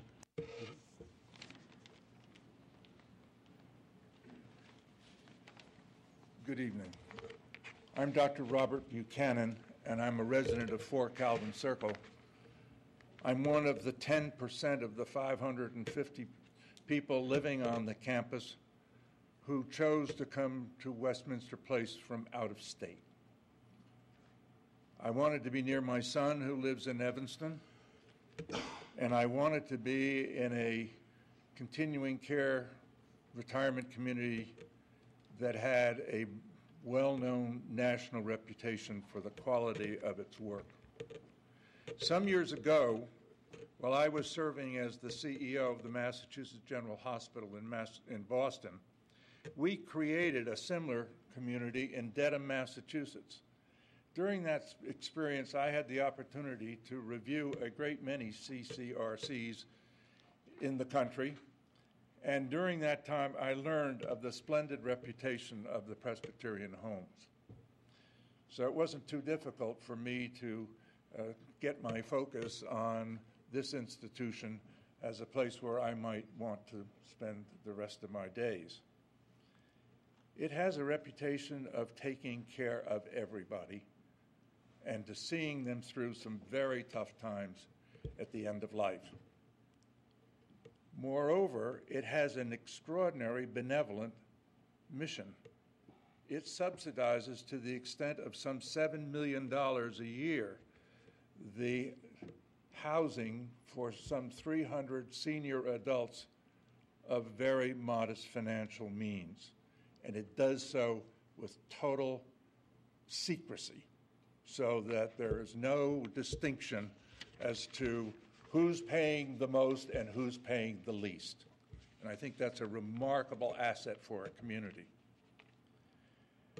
Now, as a resident of Westminster Place, I've learned that if you're going to maintain the reputation of this institution, it has to be modernized. I live in one of these cottages that have been under discussion tonight. They are old, they are tired, they are not responsive to the expectations of the current generation. They may have lost their 501s or whatever, but they still like granite countertops and shiny bathrooms, and they like space, and they want space for storage and space for living. And many of these people coming in today are two-car couples, and they want to have a garage that will accommodate those cars. And frankly, given the average age of the residents of the institution, it's not very safe for them to be trudging around through the ice and the snow in Chicago winters. So I think it's hardly a luxury, it's a necessity, and it's one that we don't have at the present time. There are no garages for any of the cottages except in a segregated gang arrangement in the middle of the campus, and it's quite an experience. Moreover, there's one other thing that's happening very importantly, and that is that the competition for retirement amongst retirement communities is really getting hot. There are new entities coming on the market all the time, and they're highly responsive to these new expectations of the retiring population. I think that the fact that the Westminster Place and the Presbyterian Homes is willing to reduce the census in these cottages and to reduce the number of them and to try to respond to the expectations of the marketplace is pretty clear-cut. Whether one likes the specific facade or the floor plan, I'm not here to discuss, but I think the reality of life is if the institution is not able to respond to the marketplace, it will not be the vibrant, benevolent institution that it is. And that will be a sore loss for the community. Remember, in addition to those $600,000 of taxes that are paid every year, Westminster Place and Presbyterian Homes are the 7th largest employer in the city of Evanston. That's important, particularly at a time when the job market is what it is today.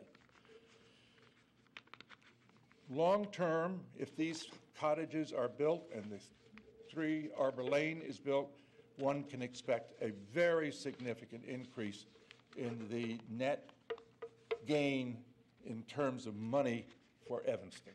And I mean that as a city, because the tax base will certainly change from what it is at the present time. We all pay taxes on our cottages. As the value of those cottages goes up, so will the tax base. So in closing, I'd just like to remind everybody that Presbyterian Homes is a venerable and benevolent and necessary institution for the service of contemporary society. Therefore, I really do hope that this commission will see fit to approve this proposal and let this project start moving. Thank you.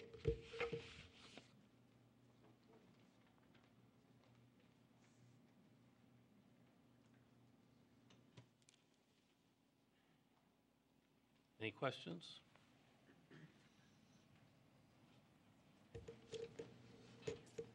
Ed. Good evening. My name is John Nelson. I'm a neighbor of Peter Green and a neighbor of Dr. Buchanan. I've lived at 3033 Payne, which is 2 doors from Peter, right off Lawndale, for about 40 years. I was the alderman in that ward for 16 years. I was the alderman when those cottages went through their prior revision back in the late 80s because they weren't sufficiently spacious or attractive or competitive, something along the lines that Dr. Buchanan just alluded to. I certainly agree with the comments that Dr. Buchanan made, that Mr. Green made. I endorse those. I endorse the project. I feel I've had adequate notice. I feel that I've had an opportunity to participate. I feel that the neighbors have been excellent. The Presbyterian Home neighbors have been excellent over the years, outreaching perhaps more than the neighbors have reached out to them. I wanted to bring a few things to your attention. If you go through the numbers, these additions, which currently provide somewhere around $600,000 a year in revenue to the city coffers and the school coffers, will probably triple or quadruple. It's a nice ancillary benefit. I, as a neighbor, am willing to sacrifice whatever I have to sacrifice in the context of the community relative to our particular neighborhood for that benefit. I think it is a quantitative benefit that can be spread throughout the city and is consistent with your mission and with my mission as a neighbor.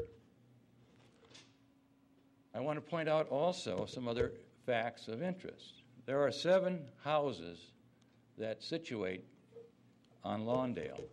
By the way, I was the alderman when we paved Lawndale. I was the alderman that decided that we should try to put a barrier at the Lawndale entrance into Gulf Road to cut down on the traffic, which was a response that was to the neighbors at the time, and one that was a result of a lot of compromise, talk, and so on. It's worked out.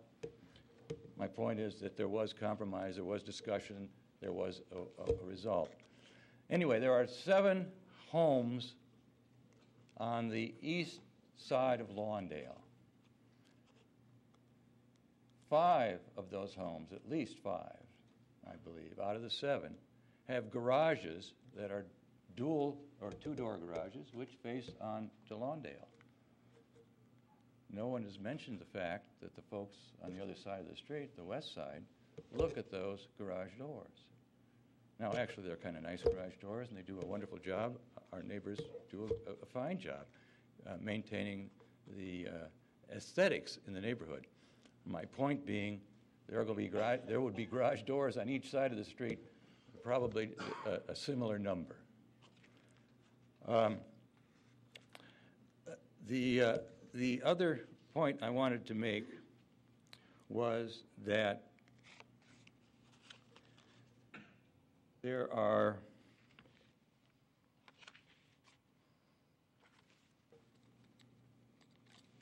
excuse me, I'm writing on my cards and I can't read them. There are also, on the east side of Lawndale, 2 alleys that face the Presbyterian home. So at least once a week. There are huge city trucks that come plowing through those alleys, collecting garbage and refuse and so on. I've never, even when I was an alderman, heard the neighbors to the west of the Presbyterian home complain about the fact that there were these trucks that come through at 7+ in the morning. And that won't happen across the street on the west side of the street. I think this project has been presented to the neighbors in a sensitive way. My goodness, it's been 4 years, 3 years that this has been worked on. I think it's time to make a decision. I applaud you because this isn't quite the same as the budget compromises. This is all out in the open. I appreciate that. I want to thank you for listening to us and taking the opportunity to speak with you. Thank you.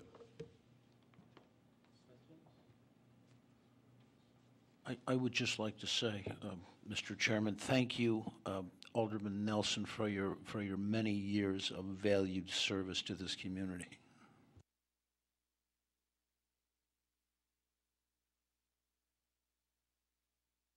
Are there other people who wish to speak? Please come forward.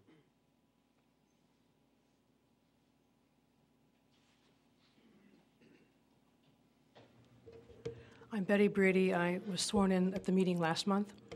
I'm at 3 doors from the Presbyterian Homes on Grant.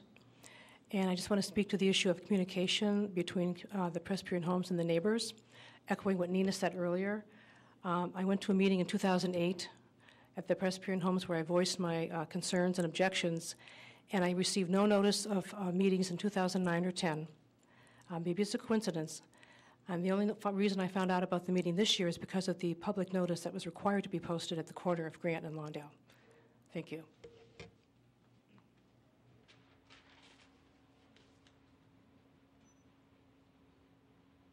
Is there anyone else that wishes to address the board? Please come forward.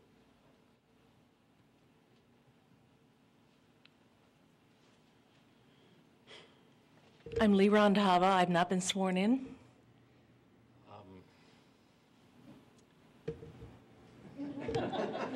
Repeat after me.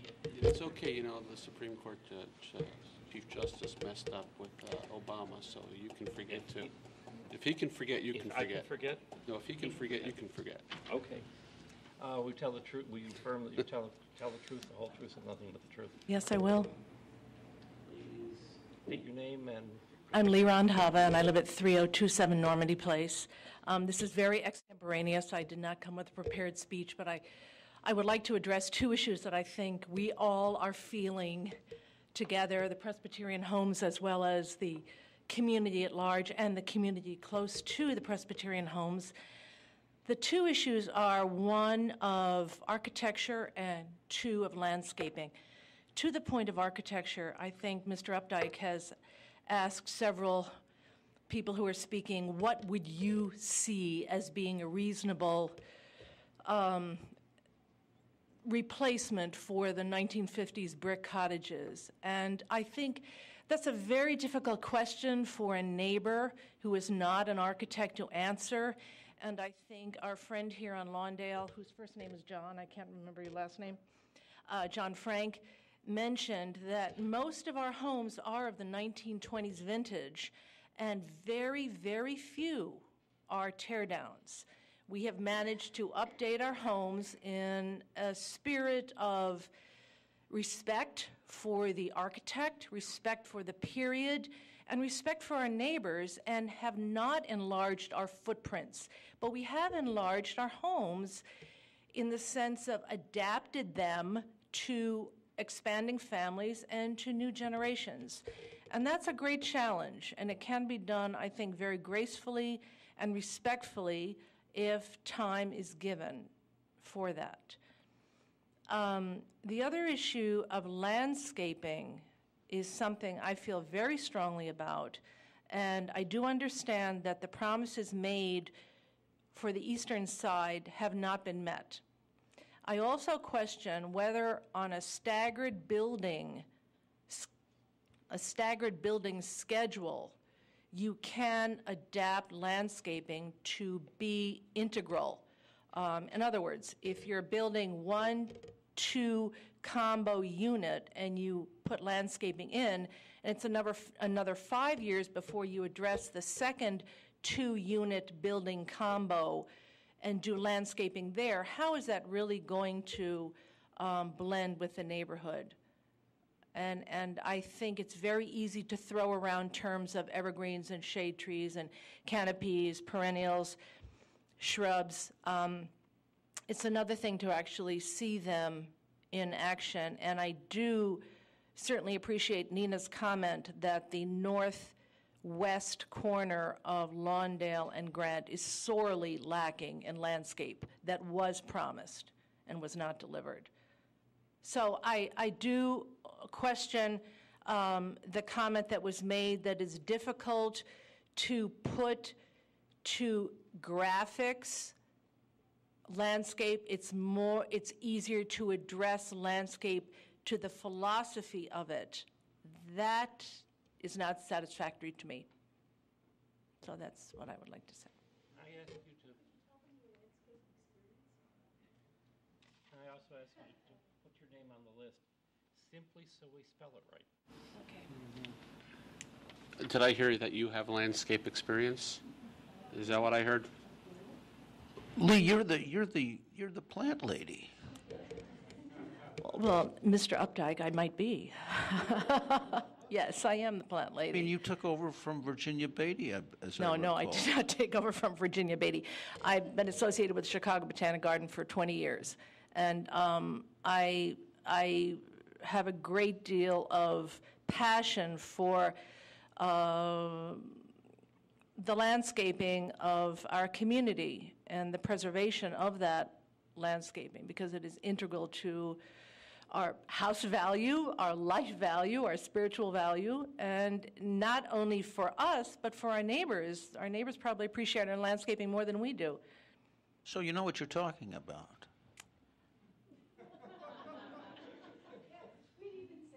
I might. I know a little bit. I know a little bit, Stuart. I'd be happy, by the way, to that point, I would be happy to talk with any representatives from Presbyterian Homes about suggested plant material.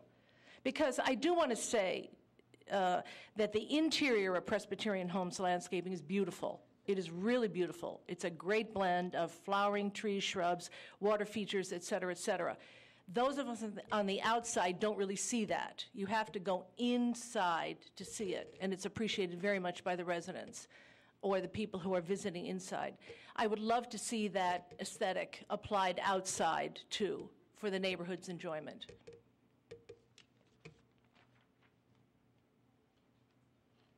Over in the back. I see a finger.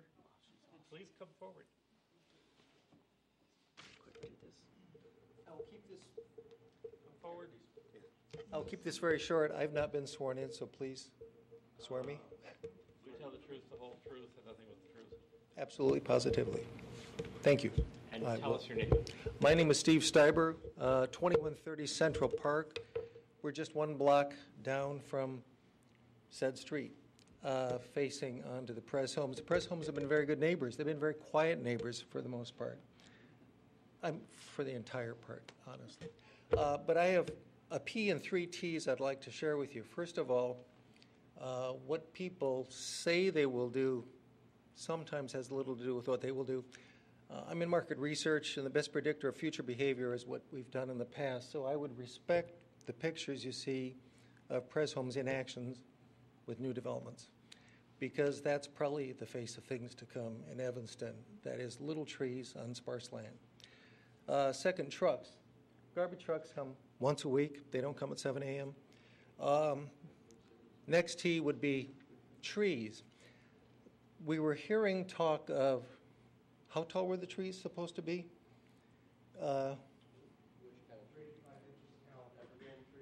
Yeah, those were like trees that are about my height, and they look to be the height of the building itself from the angle. Either you had the camera on the ground, the fake camera, I know it's all artificial picture, but that's bogus landscaping. I'm trying to remember the last T. Taxes. We're told that the taxes will increase from the Pres homes, and it'll be a boon for the city. If the property values decrease with the rest of the homes, will you all be willing to forswear that property taxes will come down for those who are impacted by the buildings around the Pres homes? I respect the fact that I lived in the 22-story building in downtown Evanston after it was just built. I like downtown Evanston as it's built up. The residential areas make uneasy partners with big buildings. Did I get my 3 T's and my 1 P? I think I got them right. I didn't write them down, so I had to do that. Sign in? Please do. Okay.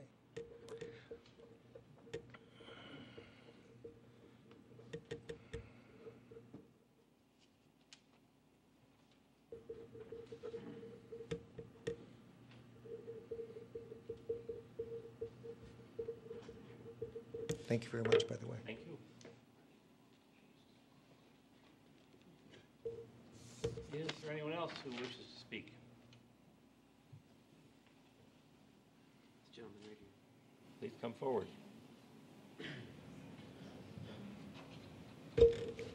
I'm Dr. Bill Bunn, and I live in Westminster Place. I live on that back side where all the garages are. You know, we don't have a lot of space, a lot of lawn space around our spots, so we all kind of share a common space, and that it's nice to have it looking very nice. So it's not, this is a particular luxury because you all have more space in your own lawns and so forth. But we're kind of relieved they don't have to cut the grass there anymore, that's for sure. Anyway, I've just, as a proponent, I just want to know that, you know, we care about what happens on our campus. We who live independently and who are of sane mind and substance. And I feel that when I moved here, I was amazed at this wonderful neighborhood where all you fine people live. And I was so pleased. And I walk in it about 3 times a week extensively. And I'm so glad to know that what we're trying to do is to make it more attractive for you, and that we've been listening to you and whoever has been present at these meetings, and that there have been a lot of significant changes made with total consideration of favoring the neighborhood. But I just hope that however this comes out, that we remain friends and I can still smile and when I'm walking down the streets, and that you'll not hiss at me when I come by. But I think that what we're trying to do is to really upgrade. Everybody has their opinion, and it's wonderful. Everybody can express their opinions. But I personally, as a resident there, feel this is a good thing that we're doing, and I'm in favor of it. Thank you, Chairman Peters and Commission.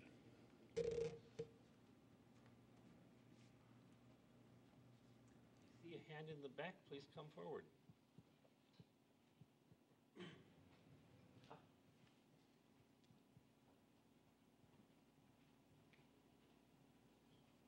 Hi, my name is Charlotte Bishop. I live at 2130 Central Park. I did not come prepared to speak, but I feel that there's a need to support both sides. I think I'm a neighbor of everyone here. I am also a geriatric care manager by profession. I refer some of my clients to the Pres homes for consideration for their residential choices. The Presbyterian Homes offers an extraordinary opportunity for seniors in the community because you can go in reasonably able-bodied, live in an independent setting, have a full life, but then if you have needs, physical needs, mental needs, they're there to help you. They're there to take care of you up until the end. This is a beautiful, beautiful scenario for a resident of Evanston, particularly if you love Evanston and all that it has to offer with its diversity, with its opportunity, with the culture, with the kids, with Northwestern. There's so much here. I've lived in my house going on 18 years now, so that's quite a long time for any resident of Evanston to claim residency. I've been a resident of Evanston as itself for over 30 years. Now, with that in mind, I've seen a lot of changes happening in Evanston. And I hope to grow old here. My husband and I talk about our kids, and we have a blended family with 6 children, ultimately staying in Evanston and making it their home, too. We do have a big house, admittedly, and frankly, we've got a girl home from college who is enjoying staying home right now. Given that, we're looking at what is the community doing. When we look at what the Presbyterian Homes is offering in terms of its changes with the community and this new housing opportunity, and I say opportunity for a reason, people need a place to live where they can count on what is going to happen to them. As we age, the future is pretty uncertain. We don't know what the health situation is going to be. We don't know what the community situation is going to be, but the predictability that the Pres Homes offers is significant. Now, as a neighbor, as others of my neighbors have mentioned, we're looking at a long-term program here where there's going to be extensive both deconstruction and construction going on. We're looking at a lot of garages, and people may say, oh, well, you know, it's just garages. The fact of the matter is, Evanston's unique. You can go to Schaumburg. We don't choose to live in Schaumburg, where there are row after row after row of houses with the same appearance and the same garage. Maybe the facades will change, whether it's a Tudor, whether it's a brick, whether it's a clapboard. But the fact of the matter is, the garages are, in fact, facing our community. And even though John mentions that there are 7 houses facing Lawndale itself, the reality is we all use the area. And it's not just the big houses facing Lawndale. It's the smaller houses that feed off Grant. We are a community. And with that in mind, what I'd like to suggest is that as Peter was recommending compromise, why can't we look at adjusting the design so that the garages don't face our community? And that perhaps alternating the facades so that we've got some modification. My house, I have a detached garage.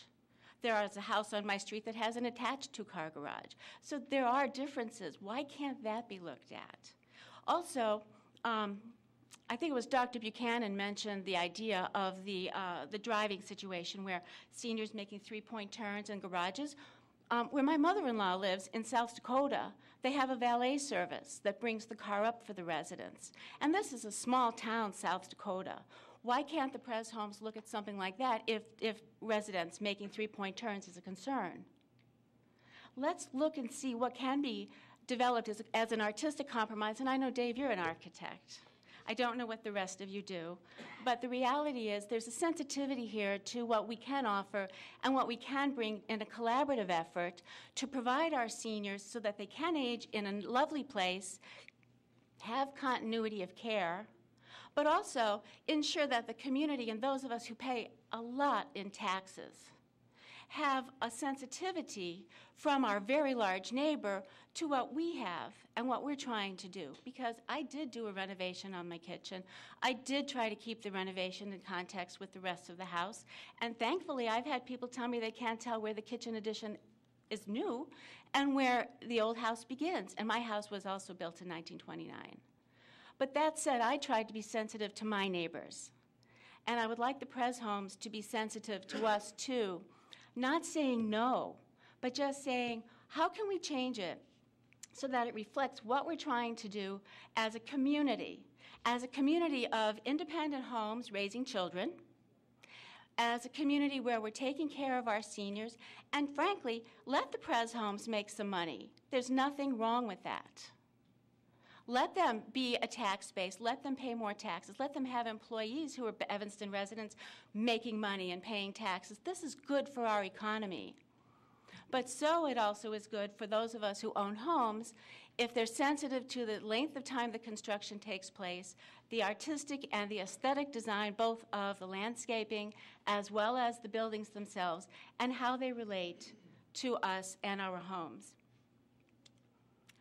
Thank you. I appreciate your time. Board members? Comments? There was one. Oh, now there's 2. Please come forward.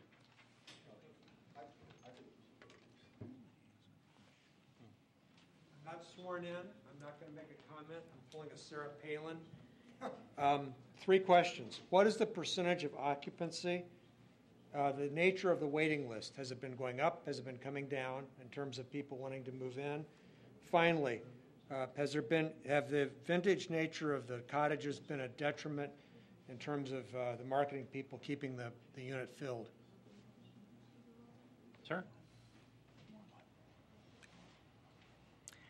Could you sign in so that we have a record of who spoke? That's all right. You made no factual assertions. Mr. Chairman, I'm not sworn in either, and I don't know if I'm speaking out of line. Do you affirm you'll tell the truth? Yes. Tell us your name. And my name is Ronald Parks, and I'm not here to speak on Presbyterian homes, but I do know where the area is. But I hope I'm not speaking out of turn. I'm here to talk about the Commission's notice of a public meeting regarding the new construction at 1915, 1919 Gray. So well, I know you're probably you haven't gotten to that yet. From them. Right. But I'm here to talk about that. So I don't know if there's anybody else that wants to talk about Presbyterian homes. I'm willing to step aside, but I'd like to get my point across too before the night is over. So bear with us. Yes. And we'll watch the time, and I hope we can get to the second case. Okay, I hope so too. Sometimes it doesn't happen, but I hope we can do that. I would hope so. Anyone else to speak on the Presbyterian home proposal?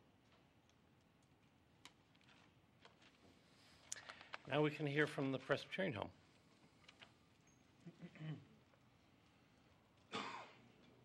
Mr. Chairman, thank you. Given the hour, I'll be very, very brief. We started our presentation, Ms. Tolan started by characterizing the project with 3 words: evolution, balance, and replacement.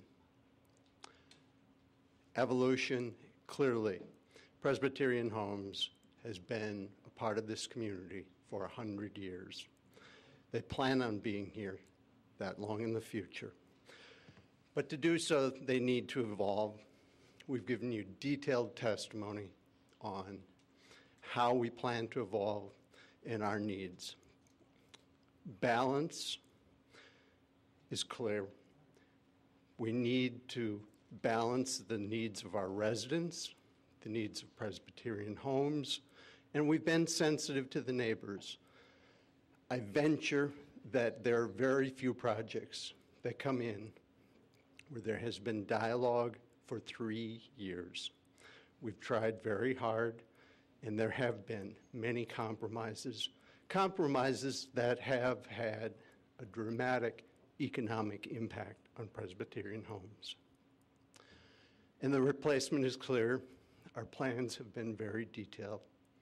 We would request that you approve this project and pass it on to the City Council. Thank you, Mr. Chairman.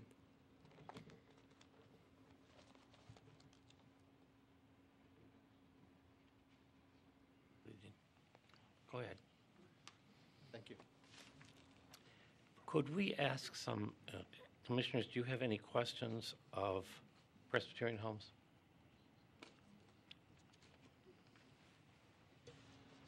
I do have a question for Scott Ferris.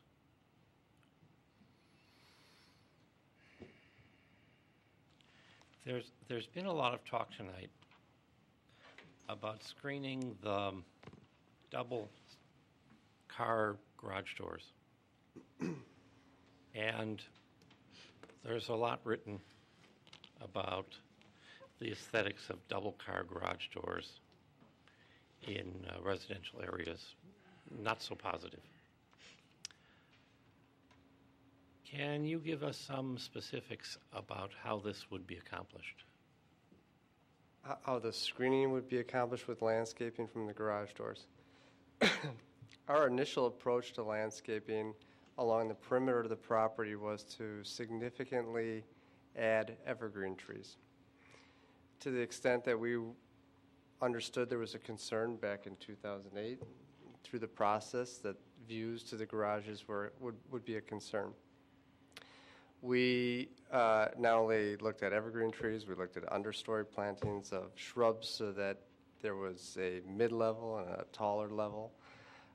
We thought about the idea in our buffer space that you've seen presented to you that ranges from 20 to 40 to 70 feet up and down Lawndale, of changing the grade in that area, of actually raising the grade in that area and creating some berms, integrating some stonework in that area to actually elevate the grade, elevate the plantings, and screen those areas. We recognize that we have plantings in front of our buildings, that we have trees on our street, but that we're never going to hit every angle, but we thought that that would be a good solution. We heard resoundingly through the process of those who attended our community meetings that they wanted us to err on the making of an open parkway field that was out there today. One that had a transparency no different than what's out there today, looking across Lawndale, looking across our green space, and looking across our internal drive. Again, we said there's a compromise between that. We recognize that, and we're not going to have all the solutions on a piece of paper, although we tried to present that in light of the drawings and the elevations that you saw. We recognize, and we've talked about the idea of integrating additional plants to ensure that those who had issues with specific views we would address. We can't hide the garage doors, they're there, but we certainly would propose that you're not going to see them from every angle and that everybody's going to have a different vantage point no matter how you look at it.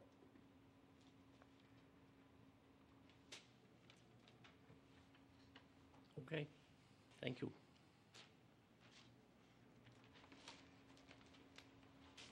Commissioners, how do you wish to proceed? I have a question about the memo from Dennis Marino.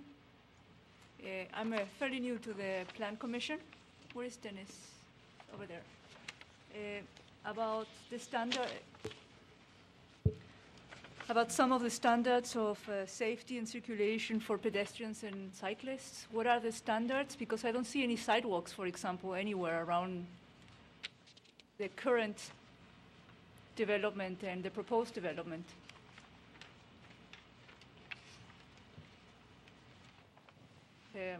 I just don't see how they can be considered safe for pedestrians. Yeah, I think the best procedure here would be to have Scott Ferris respond to that. He intimately knows the campus and the surrounding perimeter. Obviously, we're always concerned about safety of pedestrians. Yeah, if I'm going to try, it's a little light in here, but I'm going to try and just point to it. We've integrated a pedestrian walkway system around the entire perimeter of our site. That's not there today. So in the plan, and I apologize, it's very light, maybe we can get, there is, if you look on your plans, there's a continuous walkway that moves along the entire parkway area of Lawndale, down from Golf, along Lawndale, up Grant Street, and across. And the goal was to be able to allow the neighborhood, but also our residents, to move up to Cartwright Park. How about between houses? There's already a walkway system between all of the So if you want to go to the next door neighbor, you have to go out the back and around the corner, or? So if I live here? Yeah. I walk right on the through street? The street. Right across? Yeah, through the street, because there is no there is no sidewalk. There's none today. It's a very walkable street. We erred on the idea of more of a context-sensitive or a complete street where you use the street for walking as well as driving. There's not a lot of traffic here. It's a 22-foot wide street. In fact, today, it's an 18-foot wide street. It's much more designed to be amenable to both pedestrians as well as cars, and that was our goal, not to put more pavement down for the sake of pavement. So we have really multiple layers of walking. Internally, we have our road, we have an internal walkway loop system internally, and then we have a perimeter public walkway system as well. So they will go around Gulf Road as well, right? Come back down in here, right down where we come into our site, up and around. All around Gulf as well. So you don't have to go into the development to walk. Yeah. It's coming right down here and it comes back out on Prospect. You can barely see it because it's black and white here, but it comes out right at the cul-de-sac there. We worked on that at staff's direction too, to make sure we were cognizant of access. Okay.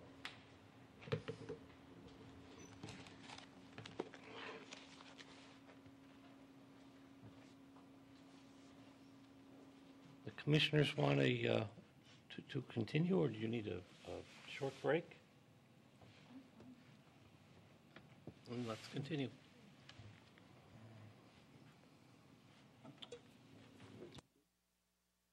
Please, good question. Yes. Is it possible that the community could have an opportunity to make a formal presentation back? Because what we've done tonight is very ad hoc. A bunch of neighbors showed up. But I think that we have some very valid concerns, and we would love the opportunity to make a more formal presentation to the Plan Committee addressing some of the issues, because we constantly get new and different information. So, for example, the meeting we were at about 6 weeks ago, they talked about that walkway, and then they said they would remove the walkway because the community didn't like the idea of having a road and then another road, and then a sidewalk, and then another road, as Nina addressed earlier. Earlier tonight, that sidewalk was never part of the discussion, and now we're hearing again that it's back on the table, that they're taking more of that green space than we were anticipating in the past few weeks to add in that sidewalk again. If I could, since we're standing up and just adding up one more point. Could you state your name for the record and use the microphone so we have a recording? I do want to make sure that my question gets answered. I'm going to ask Consul Yes. and Dennis for advice on this. My name is Nancy Tolan. Originally, we did not have the sidewalk in the design. We've heard the neighbors say that they would prefer to not have the sidewalk in the design. We were directed, as I understand, through city staff, that a sidewalk is an important asset for the community at large, that the city of Evanston is trying to add connectivity where possible, and so we've been asked to invest in the sidewalk specifically around the perimeter of our campus. But we would be delighted not to put in the sidewalk if that were agreeable to the city. We understand that the neighbors would like to not have the sidewalk, and that is okay with us. And we're glad to help facilitate the communication between all the groups. But we understood that that was a required feature from the city side. So, okay.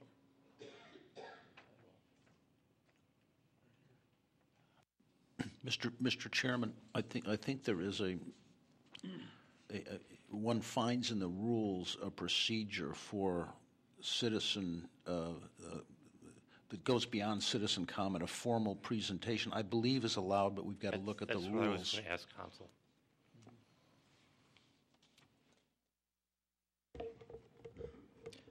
For the record, Ken Cox of the city's law department. The city code indicates that what are called eligible property owners, who are those who own property within 1,000 feet of a proposed plan development, may, on written request, be granted one continuance for the purpose of presenting evidence to rebut testimony given by the applicant, and the date of such continued hearing shall be at the discretion of the commission.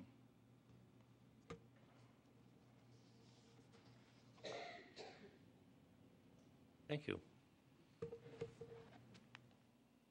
Is there someone that's eligible who wishes to make that type of request?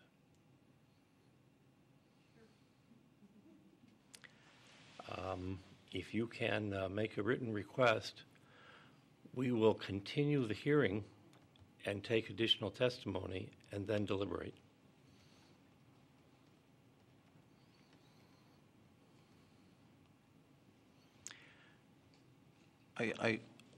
I recall that when the Mather proposed tearing down their existing facilities and putting up 2 new buildings, which are well underway, that it took probably 8 months before the plan commission. So we're only about 1 month into it. I know you're 4 years into the process itself, but as far as the plan commission is concerned, you're only here about a month and a half. So, another few weeks, I suppose, should be tolerable.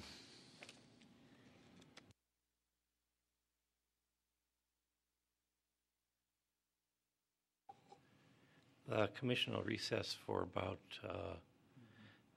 10 minutes, 5 to 10 minutes, so you can do your written request and then we will proceed. Thank you.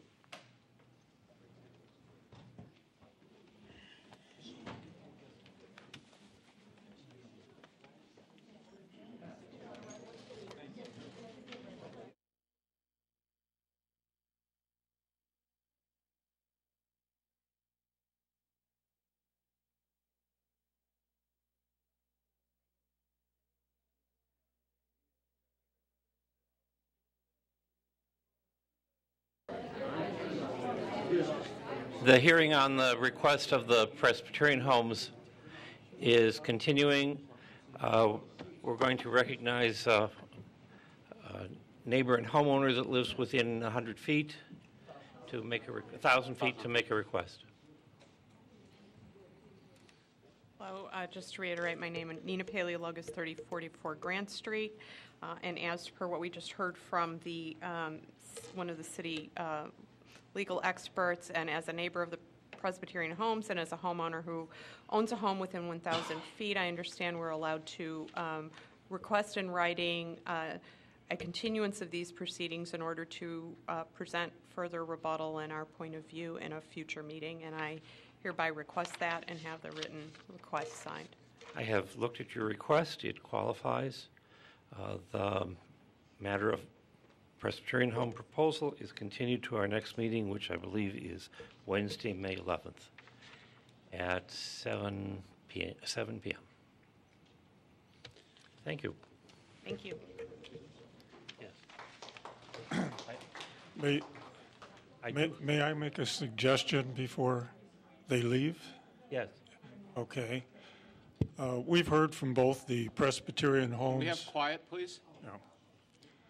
On certain specific issues, we've heard from the Presbyterian Homes, and we've heard from the group of homeowners that live within their 1,000 feet. And it seems like there's a disparity. And may I suggest, or is it out of line to suggest, that before they appear at the next meeting, they try to meet and see if there's anything that can be mitigated or put to rest to kind of narrow the differences? I would recommend that procedure both to neighbors and the Presbyterian Home. And I would also ask that staff show the proposed landscaping material to the appropriate forester and landscaping people on the city staff so that they can determine if there is enough specificity which would allow future enforcement of the proposed provisions.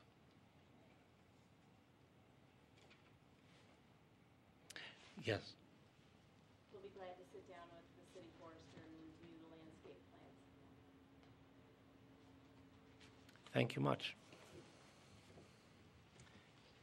With that, the hearing is on that case is continued, and we'll move to the plan development at 1915 to 1919 Gray Avenue.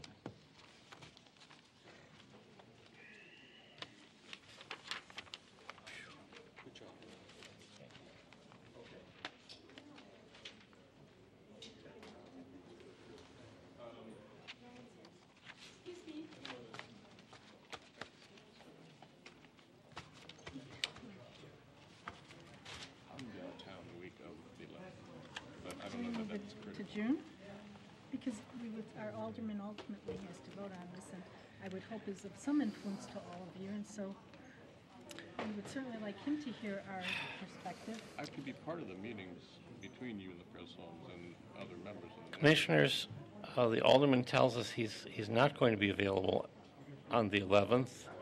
Is it necessary for the alderman to be there if he is not making a presentation and he sees and participates in the development of the presentation? There is no such requirement.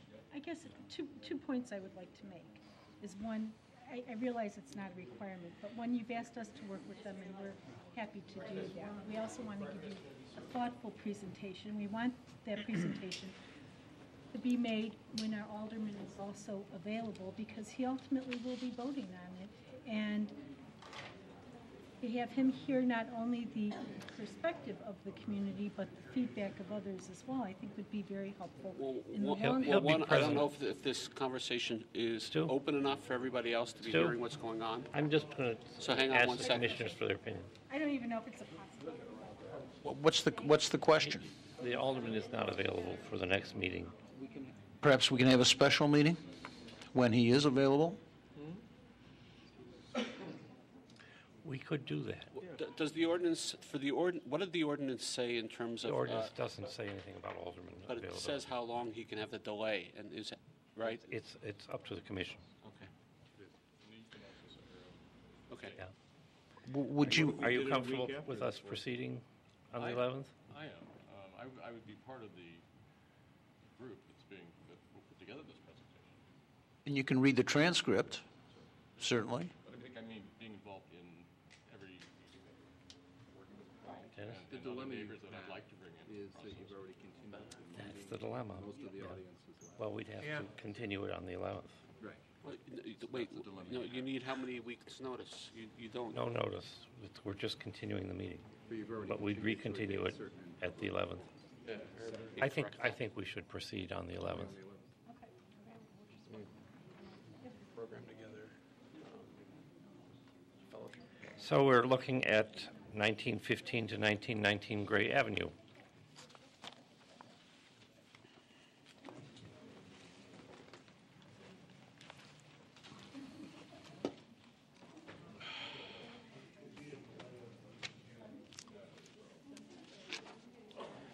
But you can renotice.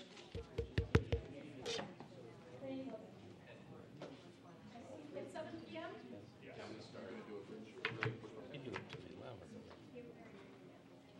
So just show up on the 11th and say, sorry, we're continuing it. Yes, Mr. Chairman, Commission members, we have representatives of Bryn Shore Development Corporation with us here tonight. They are the city's partner in the NSP2 Neighborhood Stabilization Program.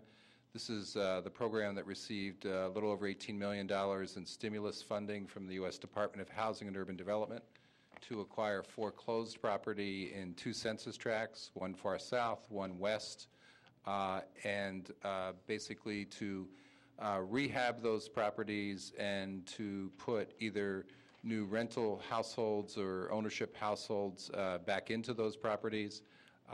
It contributes greatly to the creation of quality, affordable housing, as well as to revitalizing neighborhoods that have been very hard hit by the foreclosure crisis over the last 3 years.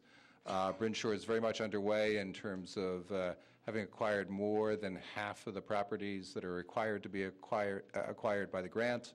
And tonight they'll be presenting to you a planned development application that involves not only the rehab of a 2-flat property that was foreclosed, but a concept and a plan for developing new construction 4 units on the adjacent vacant lot. Todd Lieberman from Bryn Shore will lead off the presentation and introduce the other speakers. Anyone who's going to speak, please take the oath. You affirm you'll tell the truth in your testimony to this commission. Please proceed.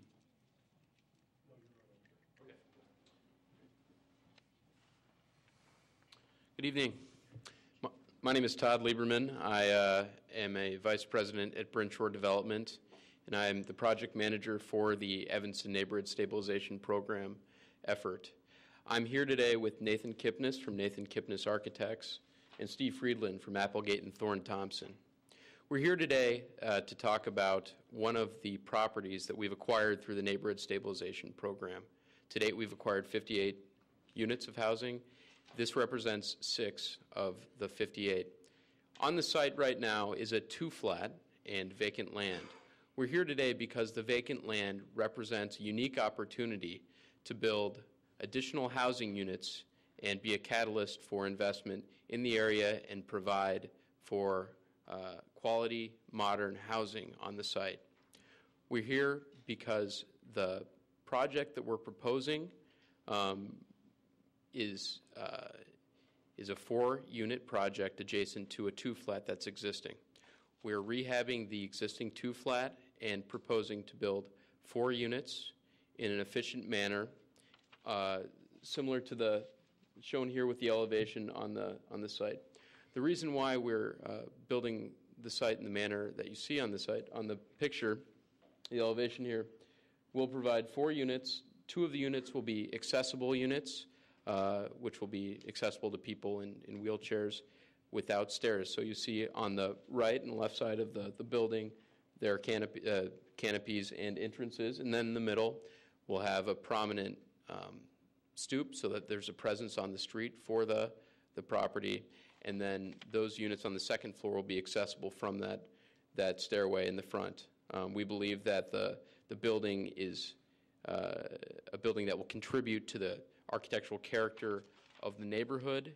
It will provide much needed housing, affordable and workforce housing in this area, and it will be a project that will be one of the centerpiece projects of the city's neighborhood stabilization program. I wanted to lead this off to talk about how excited I am to be here tonight and to turn it over to the experts who will talk about both the design and the legal rationale for the plan development request. So with that, I'm going to hand the testimony over now to Nathan Kipnis, who will talk about the specifics of the design. Thank you.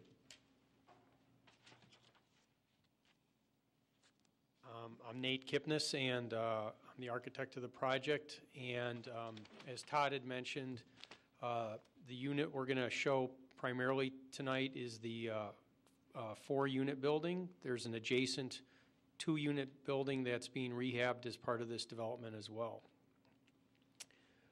The site you can see right here is just north of Emerson and a little bit east of McCormick. And it's north of Emerson and just east of Gray, and it's actually on an alley. This was 2 separate sites, and so we are proposing to put the building right here. This is a 4-unit building that's 2 stories tall. To the north is the existing 2-story building. There's existing parking on the back of this unit on the north, and then there'll be 5 parking spaces servicing the new building right here. Part of what we're asking for is, and I don't know if, Steve, are you going to go through that? Okay. So I'm just going to talk about the architectural aspects of this. As Todd mentioned, there's separate entries into the building. There's a center entrance that serves the upper floor, that serves 2 units there, and there's individual access to the ground floor units. And we wanted to be very careful to delineate the entrances to these units. We didn't want them to be hidden.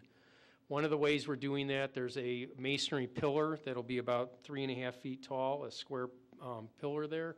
That'll help denote these side entrances.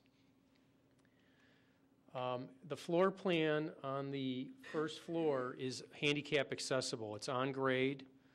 We've set up the interior so that it has a handicap accessible hallway. Where you see the circles, those are handicap accessible turnarounds. So the bathrooms, the hallways, and the bedrooms are all accessible then. There is, when you come in, there is some storage under the stairs. This is the stairs going up to the upper units. So underneath there, this one unit actually has a little extra storage. There's an entrance off the back where they would be coming in from the parking if they needed to. Otherwise, the entrance is off to the side. This dotted line here indicates an overhang to, again, help delineate that entrance. On the upper floor, you come up the stairs and come into the unit, and this one is a 2-bedroom. The one downstairs was a 3-bedroom. So we're giving a little bit different unit mix here. There's a long hallway here. There's a study in the hallway. There's a skylight right there to utilize that space. They have individual decks on the upper units. And of course, the ground floor backyard is available to everyone, but maybe the first floor might use that more often. On the roof is a solar thermal system. It would be, as we're showing it right now at least, it's a 5-panel system.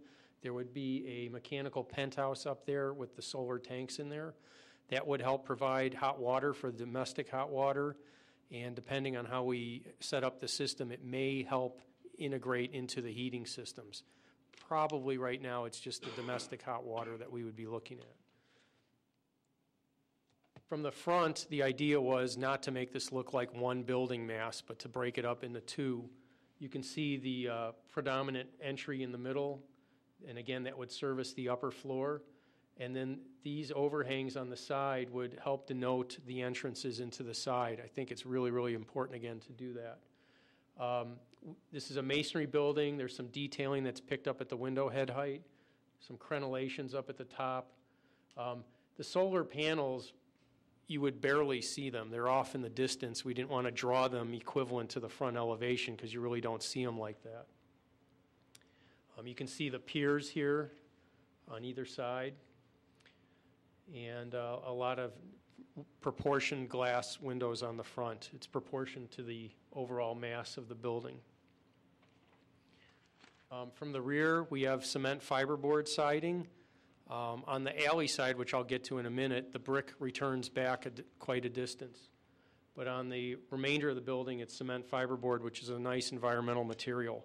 I should also point out some of the other green features we're incorporating. We'll have a very efficient perimeter building envelope, high-efficiency mechanical systems with programmable thermostats, green materials including recycled material countertops, low VOC paints, adhesives and finishes, bathroom tile with recycled content. The cement fiberboard is made from waste wood and cement, low-flow shower heads and dual-flush toilets, and an efficient lighting system, and Energy Star appliances and some skylights as well for natural day lighting. You can see the decks here on the back. And then on the sides, this is the alley side, so the brick returns all the way back to the door entrance. And the other sides are sides of buildings, I guess. And you could also see the solar panels. I didn't point that out. These are some views of a couple of the neighborhood areas. So this is the actual site right here. This is looking across the alley. This is the building that is being rehabbed, as is this. This is looking from Gray, looking back into the site. There's the building to be rehabbed, and this is just a slightly different view moving over to the left. The back view of the existing building, and from the back of the yard looking forward. These are some of the neighborhood buildings. It was difficult to maybe catch a distinct architectural style in the neighborhood, but what we're trying to do is not make something, let's say for example, super modern out of place. So the building facade that we had designed is a traditional front, and we think the massing and the materials and the style of it would help fit into the neighborhood. And again, there's a mix here of sided buildings, brick buildings, 2-story, 1-story. Some are older than others, so it's a mix.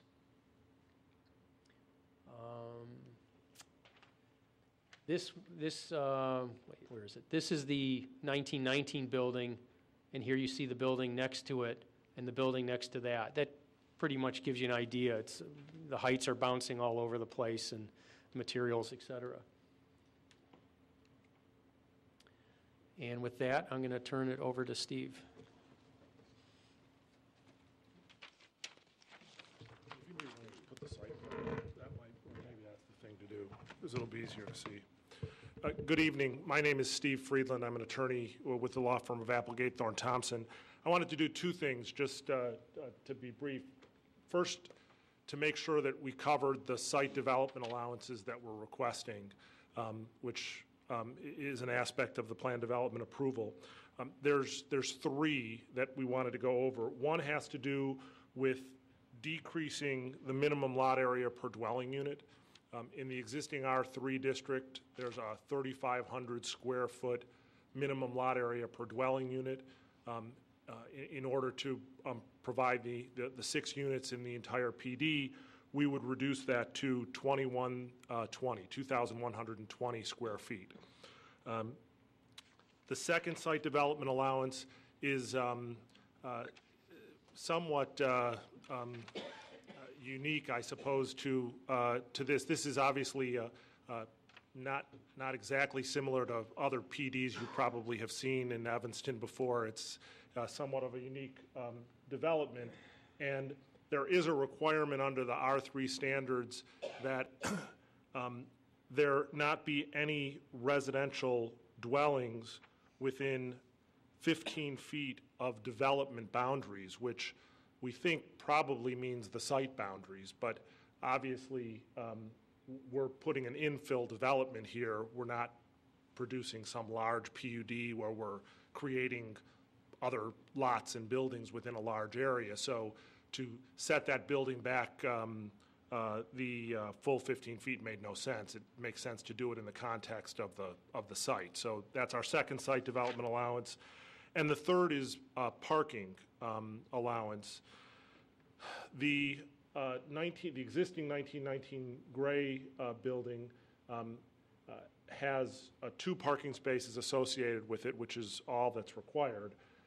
The new 6-unit building would ultimately require 7 parking spaces, and we're providing 5. So we're in excess of 1-to-1, but just as you know, the Evanston zoning ordinance has some significant parking requirements, so we're going to be requesting a site development allowance to reduce the parking by 2 spaces from a total of 9 to 7. Those are our 3 site development allowances. I wanted to speak quickly to public benefits. Let me go back to number 2. Mm-hmm. What is it you're requesting? We're requesting to have the building be, I'm not sure I can read our site dimension here, but I think it's like 6 feet.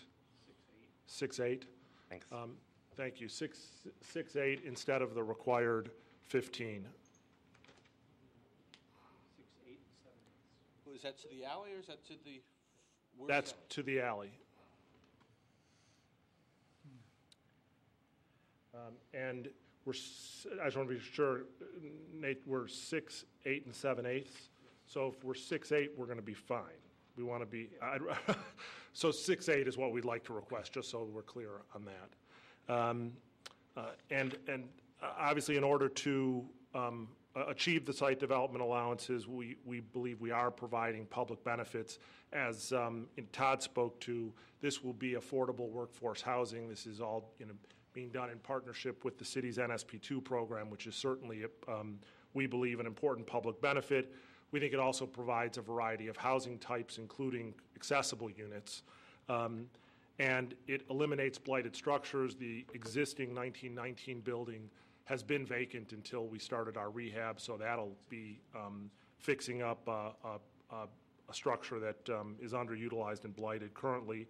And all of these properties will be taxable, so there's going to be an increase to the tax base. So we think we have adequate public benefits.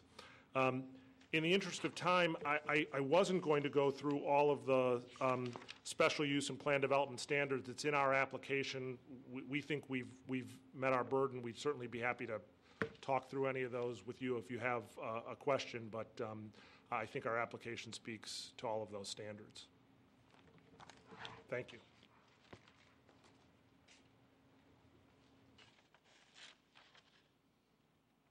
Anyone else for speaking for the development? No, that's our presentation. Thank you. Let me ask the city staff, is there a definition for affordable housing that applies to this? The NSP2 program allows occupants to have up to 120% of median income. Normally, a HUD-funded program like this would be restricted to under 80% of median income. The purpose here is to provide more income diversity in terms of properties and developments that are funded with NSP2. Craig also has the exact statistics in terms of median income. I'll let him, nope, his voice is gone, okay. Thank you, Craig. For a family of 4, household of 4, the median income would be $75,000 in terms of HUD's current standard. 120% would be $90,000, and 50% of median income would be $37,500. So the purpose with these 6 units would be to have a diversified income mix. These also would be rental properties and would be managed by Bryn Shore and its affiliate long-term, which makes us also more comfortable with the project because of their great experience in managing over 4,000 affordable units throughout the Midwest, and also the fact that they would actually be doing the development. I think we very much look at this as a very special opportunity to be able to use a considerable amount of federal resources to finance new developments in a neighborhood that hasn't had new construction in a long time, and to do that in a sensitive manner. It is a neighborhood with, as has been indicated by both the architect and also by Todd, with a number of 2-flats, and certainly there are a couple of buildings with 3 mailboxes on them. There's also a very interesting, basically attached townhouse development of 3 units around the corner on Foster to the west. So it's a very interesting neighborhood. I also should add that I noted from a map, late 1970s, mid-'80s map, zoning map, that this was zoned R5 at that point. It is now zoned R3. But basically, hopefully that's been responsive and maybe more so to your question.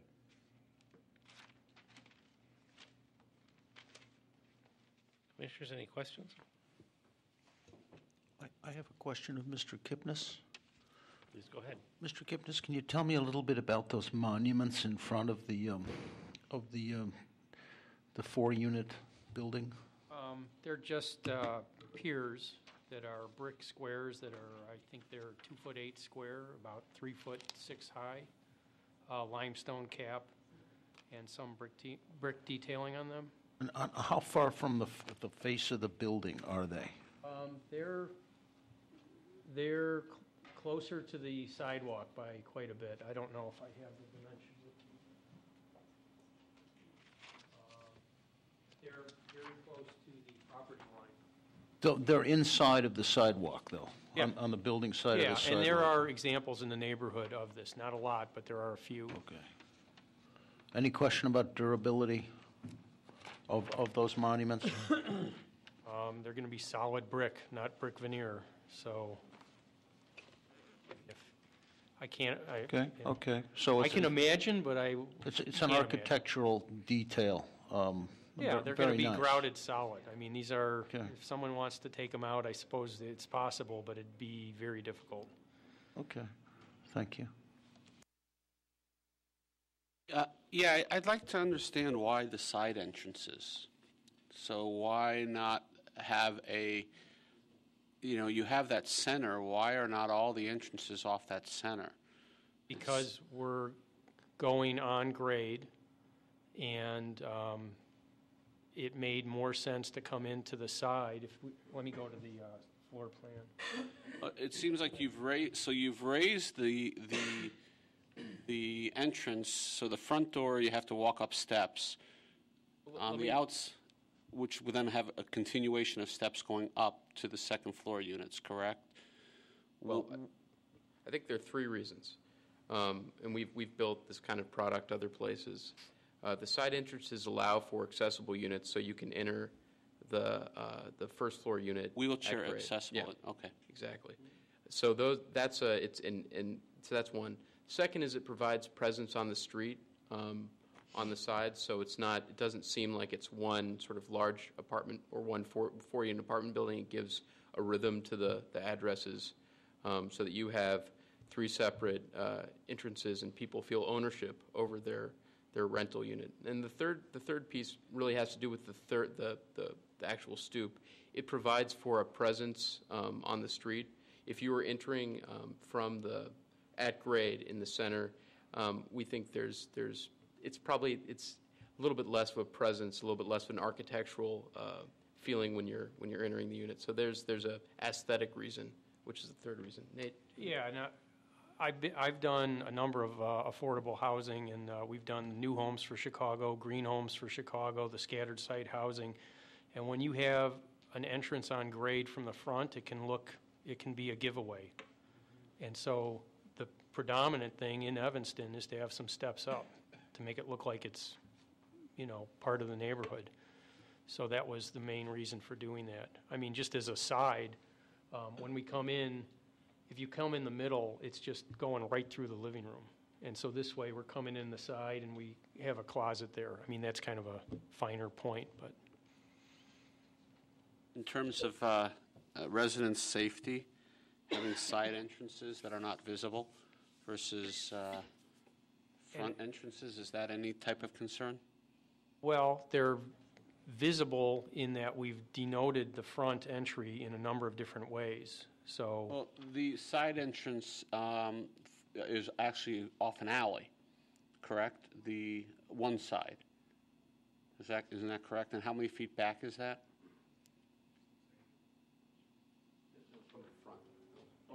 Yeah, so you're I don't have walking- the scale, but it looks like it's like 8, 9, 10 feet. So you're 10 feet back, you're 8.5 feet off the alley, is that what it is? 10 feet from here to there. Plus, you're on an alley. Which is open. It's 16, you know, it's a 20-foot wide alley or whatever the standard is, plus the 6 foot. Plus your 8 feet that you have off the side of the building to the alley line, is that what you're asking for? 6 foot 8. 6 foot 8, not 8 feet, okay. That's, okay, 6 foot 8, that's correct. I'm thinking 8 foot 6, but I had it flipped around. All right, so then you would have a sidewalk, so I'm assuming there? Okay. Yes. Be sidewalk, and there'd be the canopy or the overhang. Is there any protection from the sidewalk from the side of the building to that alley? I'd just be concerned, have an active alley, people turning into that alley and having a doorway right there. I don't know, I am not an architect, so I don't know, you know, but you're having a reduced setback there off the alley, and I just don't know if that presents any type of risk to people coming in and out of their front door, which is right off an alley. I think it's different if it was like literally this wide and it was like a little hallway, but the proportion of it being open, I mean, on the alley side, it's completely open. So it's just as if it's part of for all practical purposes, that could be the front of the building. I mean, it has space in front of it. Okay. Just to make one point about that, the setback is actually larger than the setback required in the R3. The R3 requires a 5-foot setback. Okay. There's this particular requirement for planned developments that they be 15 foot back from their development boundary line. So that's why we're asking for that to be reduced. But we're actually exceeding the R3 side yard by a foot and an 8 by a foot 8. I should just point out one other thing, and this is something I probably should have talked about earlier. One of the reasons why we looked at providing the 4 units together, like we're doing, is to actually maximize the side yards with the lots. We have the lots that were vacant lots were 25 feet wide each when we purchased them. And by pushing the buildings together, you're actually able to create more of a separation, both with the alley and with the other building. So I think your point's well taken, that we have thought about how to maximize the setback from both the alley and the building in this design.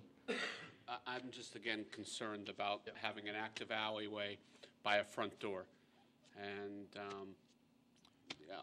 so that's just my perspective. In deliberations? Will there be a fence between the property line and the alley? No, they said there wasn't anything.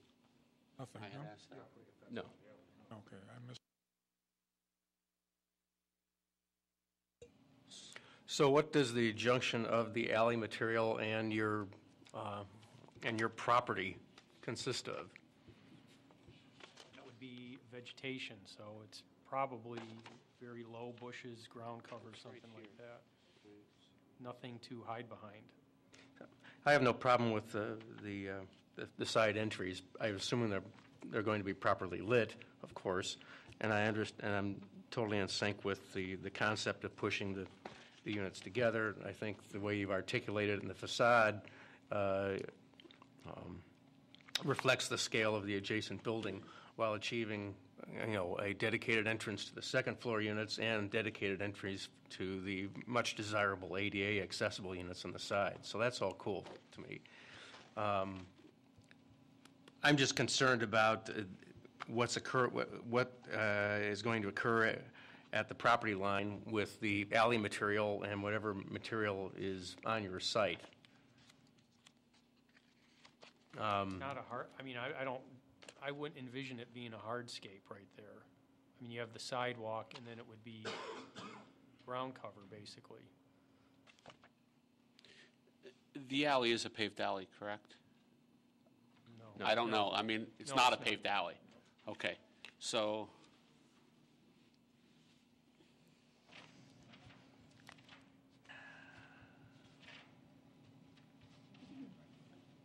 Dennis, you look ready to make a statement. Just to add a little information, we have an alley lighting program that we do with ComEd, so that's something that we would certainly focus on in terms of the potential security issue that Mr. Friedman had raised. We also would look very closely at site plan in terms of sufficient lighting, not only for this new proposed building, but also an enhancement on the block if needed. So besides lighting, again, the security of cars coming in and out of the alley, it's not a paved alley. My alleys in my neighborhood aren't paved. They've become very pothole. They're very prevalent with potholes, big water puddles. There has been an effort in the city to pave the alley fronts, the mouths to align with the sidewalk in this one, but even in this case, this front door, is off a dirt alley a few feet back. So yeah. I understand the concern. I think that's something we'll be looking at with Brinshore. The other potential issue, obviously, that the neighbors would have to agree with this, but is the potential for paving the alley. That's not where it is at this point. Some may support that, some may not, like we experience in many different parts of the city when alley paving is proposed. At least pave it that 10 feet in. Yeah, or make sure that it's properly graded and possibly use some of the new green alley material as another option, which is not paving. But let us work on that. I mean, that's a detail. We'll work through city staff as well, working with Brinshore. I can see it being beneficial to somebody in a wheelchair to have alley access right to the front door as well. Well, I have friends that use wheelchairs getting in and out of cars, and so I can see that also being a benefit if you are handicapped. If someone drops someone off, they could drop them off right on the sidewalk here, and then they have the sidewalk going in. So I understand what you're saying, but I think it's... No, what I'm saying is if you drop them off on the side of the alley right by their door, I can see that. No? Well, I mean, one theoretical thing you could do, and, we're open to discussion, of course, is, if there's a permeable paver system that, some of them have, like grasscrete. I don't know if you've seen that. There's a house or two around town that has that you can actually roll onto a grassed, about 50% grassed surface. So maybe that's something we could look at. I'm sorry to harp on this, since maybe this is the only thing that we have any contention with, although I would like to hear something from city staff in regards to the parking quantity issue. So I don't want that to go unrequested. But if the side of your building was the rear of your building, I wouldn't be too concerned, because in most alleys, the rear of any building that abuts the alley is usually a garage. But this is the side of your building. I think something needs to be done to address the juncture, whatever that alley material is, and we may not even be able to determine what that alley material is at any point in time. So, I mean, offhand, I'm thinking some kind of fence that serves to protect the landscaping that you have, along the side of your house, as well as to serve as a means of defense from splattered mud, water, or even an errant driver that decides hit the side of the building. to hit the side of your building. So, yeah, we can certainly explore that. I think, Is it a half-wall height kind of brick wall? I don't know, but, Let's come back to that. I don't know what the and- answer is, and but. get the rest of the testimony and comments from the neighbors. If the presenters don't have anything, We have if I may, one thing, when I was reading through my notes on the development allowances, I didn't read far enough, and Ken Cox was nice enough to remind me that I have to ask for one more development allowance. In the R3 PD standards, in the same section where it talks about being 15 feet from the development boundary, it also provides that all residential buildings have to be separated by more than 12 feet. And our two buildings are not separated by more than 12 feet. But again, it's sort of for the similar reason why we're asking for relief with respect to the boundary. We're putting an infill building in that. can you put in the record what the separation is? Requested separation. No, we will get that to you before we're done tonight. We just need to look at some other sheets. It's not on the drawing that's on the screen. Is there anyone else that wishes to address this? Please come forward. You've been sworn. So patient. Give us your name again. I came up earlier, I guess you swore. You were sworn earlier, it's fine. All right. Mr. Chairman and the distinguished committee, my name is Ron Parks. I don't know Mr. Lieberman or Mr. Kipnis nor Mr. Friedland from Bryn Shore, but I welcome them in the neighborhood because I'm sure the neighborhood does need ample housing. So I'm not opposed to them coming in. It's going to create jobs and hopefully improve the neighborhood. My only concern that I'm here tonight for is the alley. I've taken some pictures. I don't have set up like they do, but I did take some cell phone pictures of the alley that I can show you because I live at 2007 Emerson. I've been a homeowner there since 2000. I'll be celebrating my 11th anniversary in August of this year. And my building was built in 1929.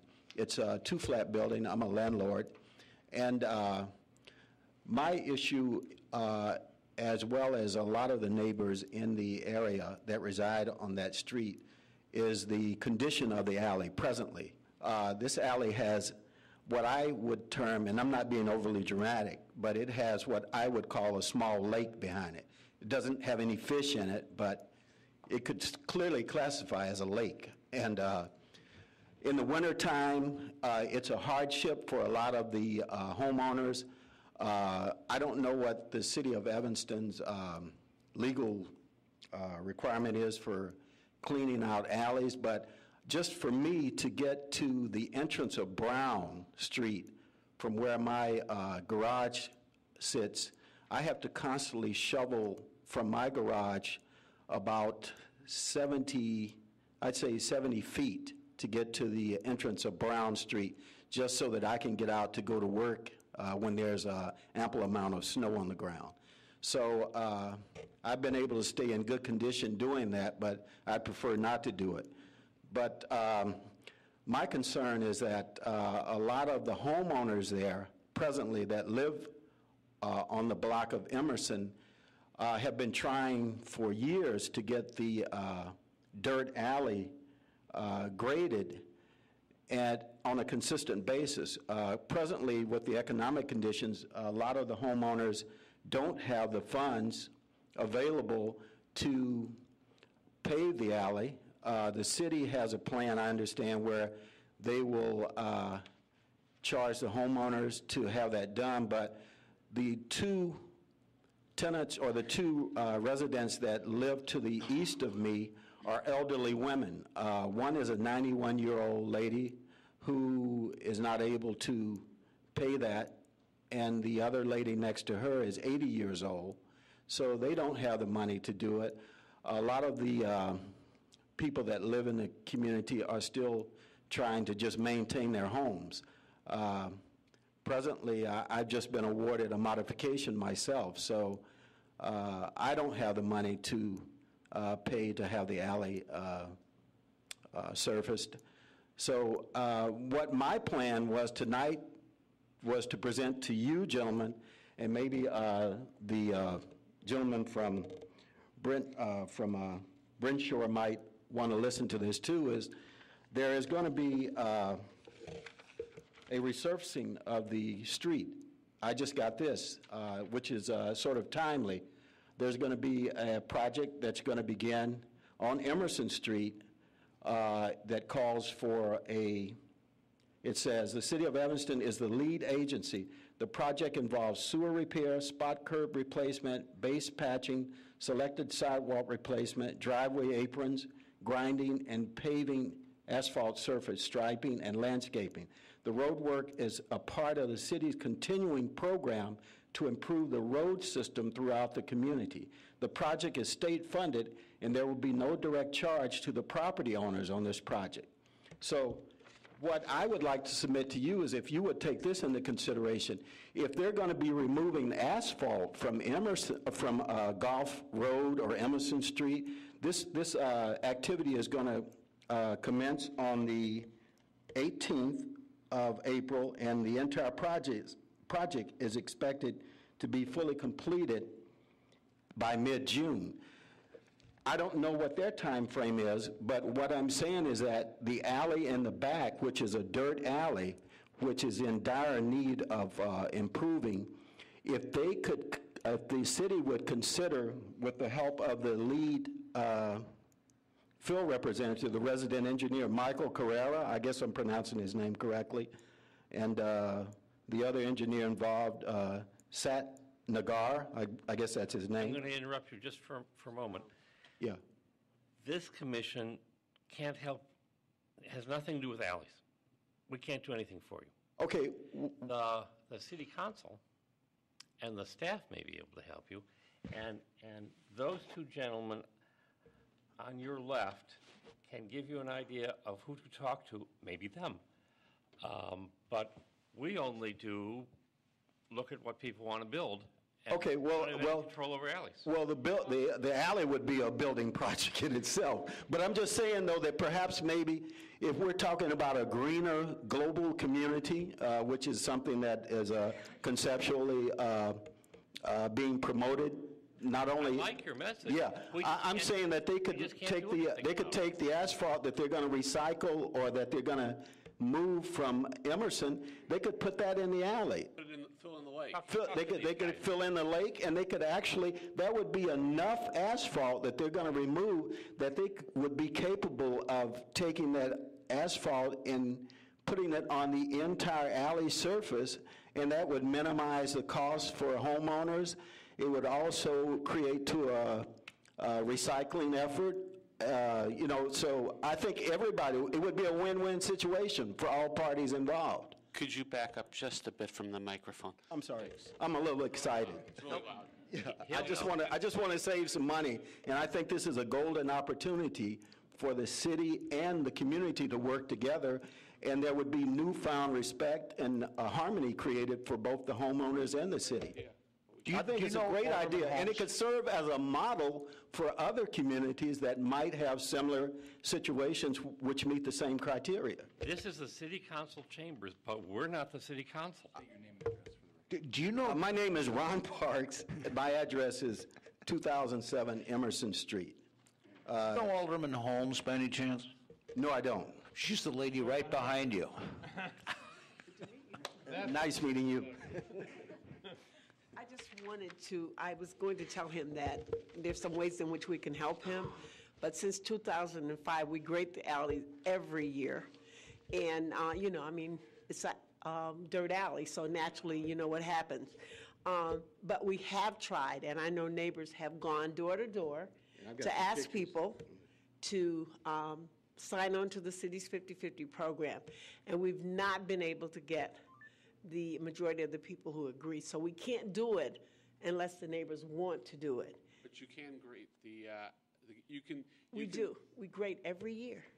Every year it is graded, I promise you. Back every year. And the lake comes back, and I can show it to you. I have pictures I took today to show. I can show you the present condition of the alley right now. It's a hazard. It's a breeding ground in the summer for mosquitoes, the West Nile virus. It's a health hazard. And whenever it rains, when the garbage... There's the people back there. Call the alderman. Is there anyone else who wants to speak to Thank you. this Thank you. development proposal? Thank you, Mr. Parks. Anyone else? Is there anyone from the city staff that wants to address the parking question? Staff has reviewed the parking request, and we feel comfortable with the request, and basically because this is a rental development, we feel that it would be suitable and would be a reasonable number of spaces per unit. I've also noted in terms of the surrounding residential neighborhood, there is ample parking on the street, excess capacity.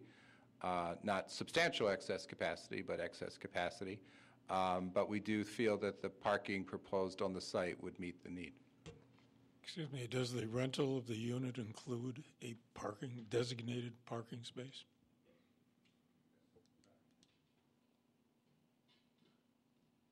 Yes. Is it on a first-come, first-served because you have fewer parking spaces? No, we'll designate spaces. I'm not sure how we'll allocate the extra space. Yeah.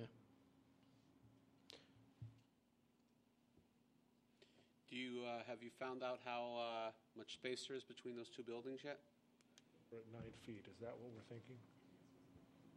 How many feet? We think we're at 9 feet, so we'd probably like to ask for 8 just to make sure that we're safe on our number. We don't have the drawing here.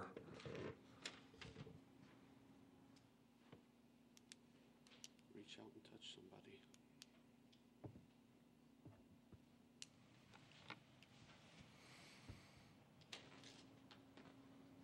Anyone else have anything to say on this case? Alderman? Commissioners, we are ready to proceed. Yep. Would you entertain a motion? I am ready for a motion. I would move to approve the project as proposed and the allowances requested. Is there a second? Yeah, I'll second that. I like the project. Any discussion? Let's run. I still have a concern about this juncture of the property and the alley. No, I'm not speaking about the alley itself, but I'm speaking about a safety issue as it relates to this property and its proximity to the alley and in an unprotected manner. I do too. I'm less concerned about that. My back door is about, it's at about the same location relative to my alley. But it's your back door. It's not your main entrance to and from your... It's the door that's used, almost exclusively. And it's about 3 feet from the alley. And you're right, sometimes cars splash me. But overall, and it's a paved alley, now with many holes and tiny lakes. But overall, in terms of security, I'm actually quite comfortable because, like this site with the alley, it's visible. It's visible for a pretty wide arc in the street. If it was at the back of the building, it would be different. But 8 feet there's a lot of visibility. What are you thinking of in terms of the required protection? A wood fence that's the height of the stone sill at the first floor. How high are you thinking? Well, whatever that is, maybe 3.5 feet, 4 feet, that would serve as a protective barrier, a delineation between the property and the alley. Would not be so high as to hide somebody who was standing, but would still provide visual connection to anybody that's going in and out of the unit while providing a sense of protection. I may be talking about a situation that exists at many other residential units in the city at this very moment, in which case this may be no exception. But we are talking about, a new development, so why wouldn't we attempt to address a situation such as this. I guess for me, I would feel a security concern with a fence that high. I would prefer open and being able to see who's there, and even. But it doesn't have to be a solid fence. It can be 50%. With pickets. That would be okay.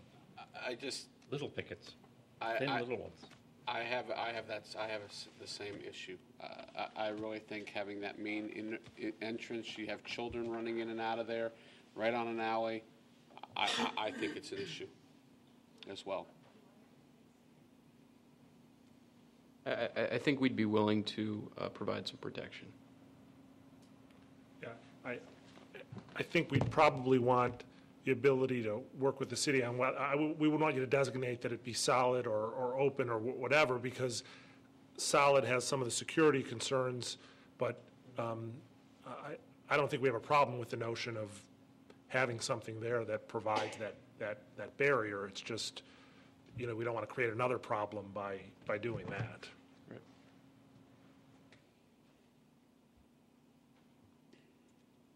Right. Well, I think something that has the transparency that would not hide individuals, but at the same time defines, the junction between the alley and your property, and would also serve to maintain the landscaped edge there from automobile traffic. You are, I'm assuming, expecting children to live in that unit, or not discouraging children. And children generally don't look where they're going, and if they're going to be running out the front door, I would not like to see them running out onto an alley. So I think that alone is sufficient reason to put some type of barrier between the front door and the alley. You have a proposed amendment to the motion? Well, schools, by the way, if I may just add something, schools have a cyclone fencing around the premises, and that's about, I have one right next to my house, as a matter of fact, and it's 7 or 8 feet high, and that seems to do the job. I mean, it's rather imposing, but I don't mind it. I have vines on it, but I don't know if 3 feet's going to do anything for safety purposes, but maybe 7 or 8 feet would. Well, a car is not 7 or 8 feet tall. I mean, the issue, and a child isn't 7 or 8 feet tall. The issue is to keep a 4 or 5-year-old from running out into an alley, an active alley. Just like a guardrail is 42 inches tall. Yeah. It prevents them from going over an edge. Right. It's the same idea, so No, 42 inches would be seemingly a good height. And I would leave it up to you fellows to come up with the material. Obviously, we don't want to see chain link because of its reflection on the kind of character that we're trying to get away from.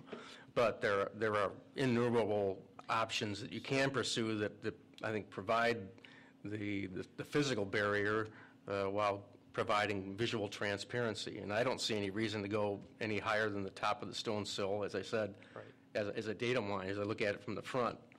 I think that would be most appropriate, but I would want to see it at least from the front, aligning with the front of the building all the way to the parking stalls.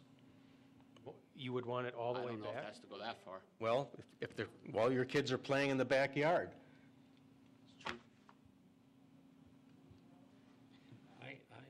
I don't know, maybe I'm overreacting, but that's what I'm seeing. But We have a lot of land in Evanston, a lot of buildings next to alleys without fences, and we don't have dead children. We would read about it. I don't. But near the door, I think maybe you're right. Adjacent to the front entrance on the side of a building? I think that makes some sense. I see, by the way, in the neighborhood, there is already a lot of chain link, if you want to. Yeah. Yeah, I mean, we could look at something that goes all the way back. I think that's a legitimate concern. Thank you. So do you want to modify the Well, we can just put it in the motion if you're Yes. amenable to. And let's vote and go home. Okay, and then I would suggest that the Staff has been here a long time today. addition would consist of a fence of the architect's design and choosing that is no higher than the top of the stone sill that starts at the front of the building and extends back to the parking, the 3 parking spaces. Stuart, would you? Do we have to put a limit on the height? Can't we leave that to staff and to the architect to put something in there that's appropriate? I think they understand our concerns, but I don't want to say you can't be more than 3 feet 4 inches or something like that. I would think to accomplish the safety purpose, maybe a minimum rather than a maximum. So that we don't get a 2-inch fence. We do have some 2-inch fences in Evanston. You've seen the movie Spinal Tap, I assume. I sure have. You know what I'm talking about. I know what you're talking about, Stonehenge, babe. Right. So, you want to do that as a minimum? Minimum height, what is, do we have a minimum height by code? What is the a railing? fence? What's a railing around the porch? Well, 42 42 inches is a 42 guardrail. inches. Yeah, and that's what 42 this would be minimum. equivalent to. I think if your condition is stated as a goal and objective, it's condition that must be complied with. I think the approach of letting the team work with the city to figure out what the precise height that is optimal to achieve that objective would be the best way to go. Well, Stuart, you That's accept okay with the me? amendment? Yes, I do. For seconding, do you accept the I amendment? second, yes. Is there any further discussion?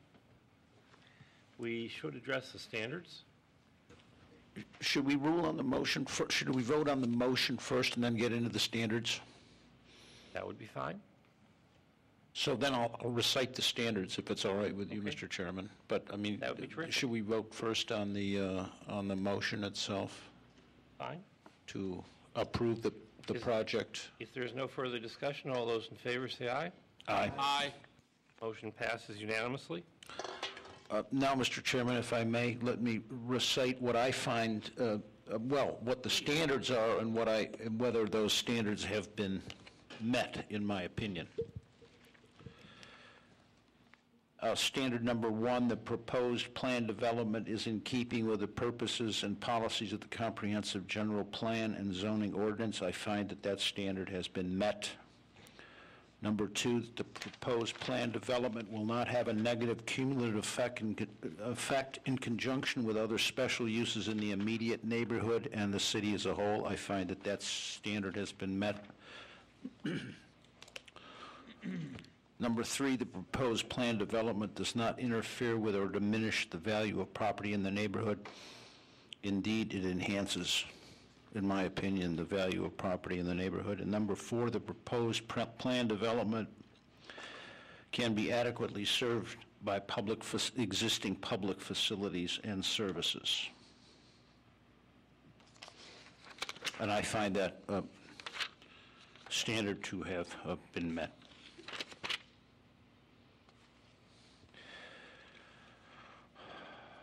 Number 5, the proposed plan development will not cause undue traffic congestion. The proposed development will add 4 residential units to the neighborhood. There is adequate capacity within the area to serve these units. So I believe the standard has been met. And the other standards are not applicable. Let me ask staff, do we need also to address the public benefits provision of the planned unit development ordinance? So the proposed standard A is that the proposal preserves or enhances the desirable site characteristics in open space. I believe it does. There is open space to the rear and front of the units. The pattern of development preserves natural vegetation and topographic and geologic features. I think we don't have anything topographic or geologic other than a flat area, although The exhibit presented shows soil testing that will support the building. Natural vegetation is preserved. What's there now is grass. Preservation and enhancement of historic and natural resources contribute to the character of the city is not applicable.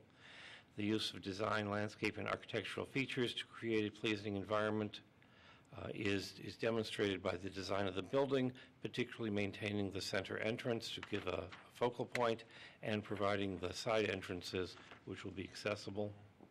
The provision of a variety of housing types in accordance with the city's housing goals is provided by this proposal, in that it provides affordable housing, accessible housing for the handicapped, in conjunction with the applicable standards.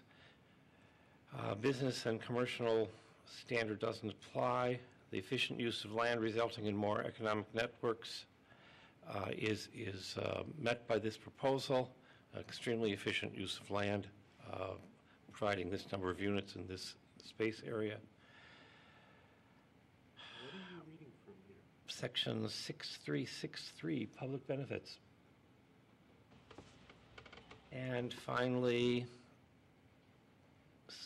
substantial incorporation of generally recognized sustainable design practices or building materials is provided, and the testimony shows that that's part of the proposal, including the panels on the roof and the materials to be used in construction. I think we've addressed all of the standards now. That concludes this case. So I guess we have to vote on whether the other members of the... Does the commission agree with the proposed findings? I would move that we accept the recitation of the standards read by me and our chairman, Scott Peters. Any discussion? Nope, accept them. All those in favor say aye. Aye. Aye. Opposed? Can we adjourn? Just one quick comment. I'd like to introduce Jolene Saul, who's the NSP2 coordinator for the city. She's the key person on the city side for making this a very successful program so far. Thank you for coming. Thank you. Did you have a comment? No. He wants to go home. Are there any committee reports? Hearing no committee reports, does anyone want to move Motion to to adjourn? Second. We All are in favor? adjourned. All right. Yeah, I got it. Can I give you your notebook, since you'll need them for the Sure. Steve, where'd you grow up? next stage? Chicago. Originally from I wanted to say, we used to be neighbors. You have a Max also? Yes. Because I have a Max.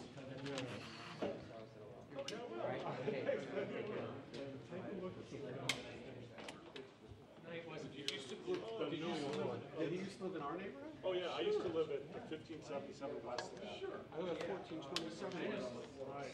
When I did Royce, we talked about it. Yeah, because like, Yeah, so I represented Royce. Right. And I'm now at Michigan.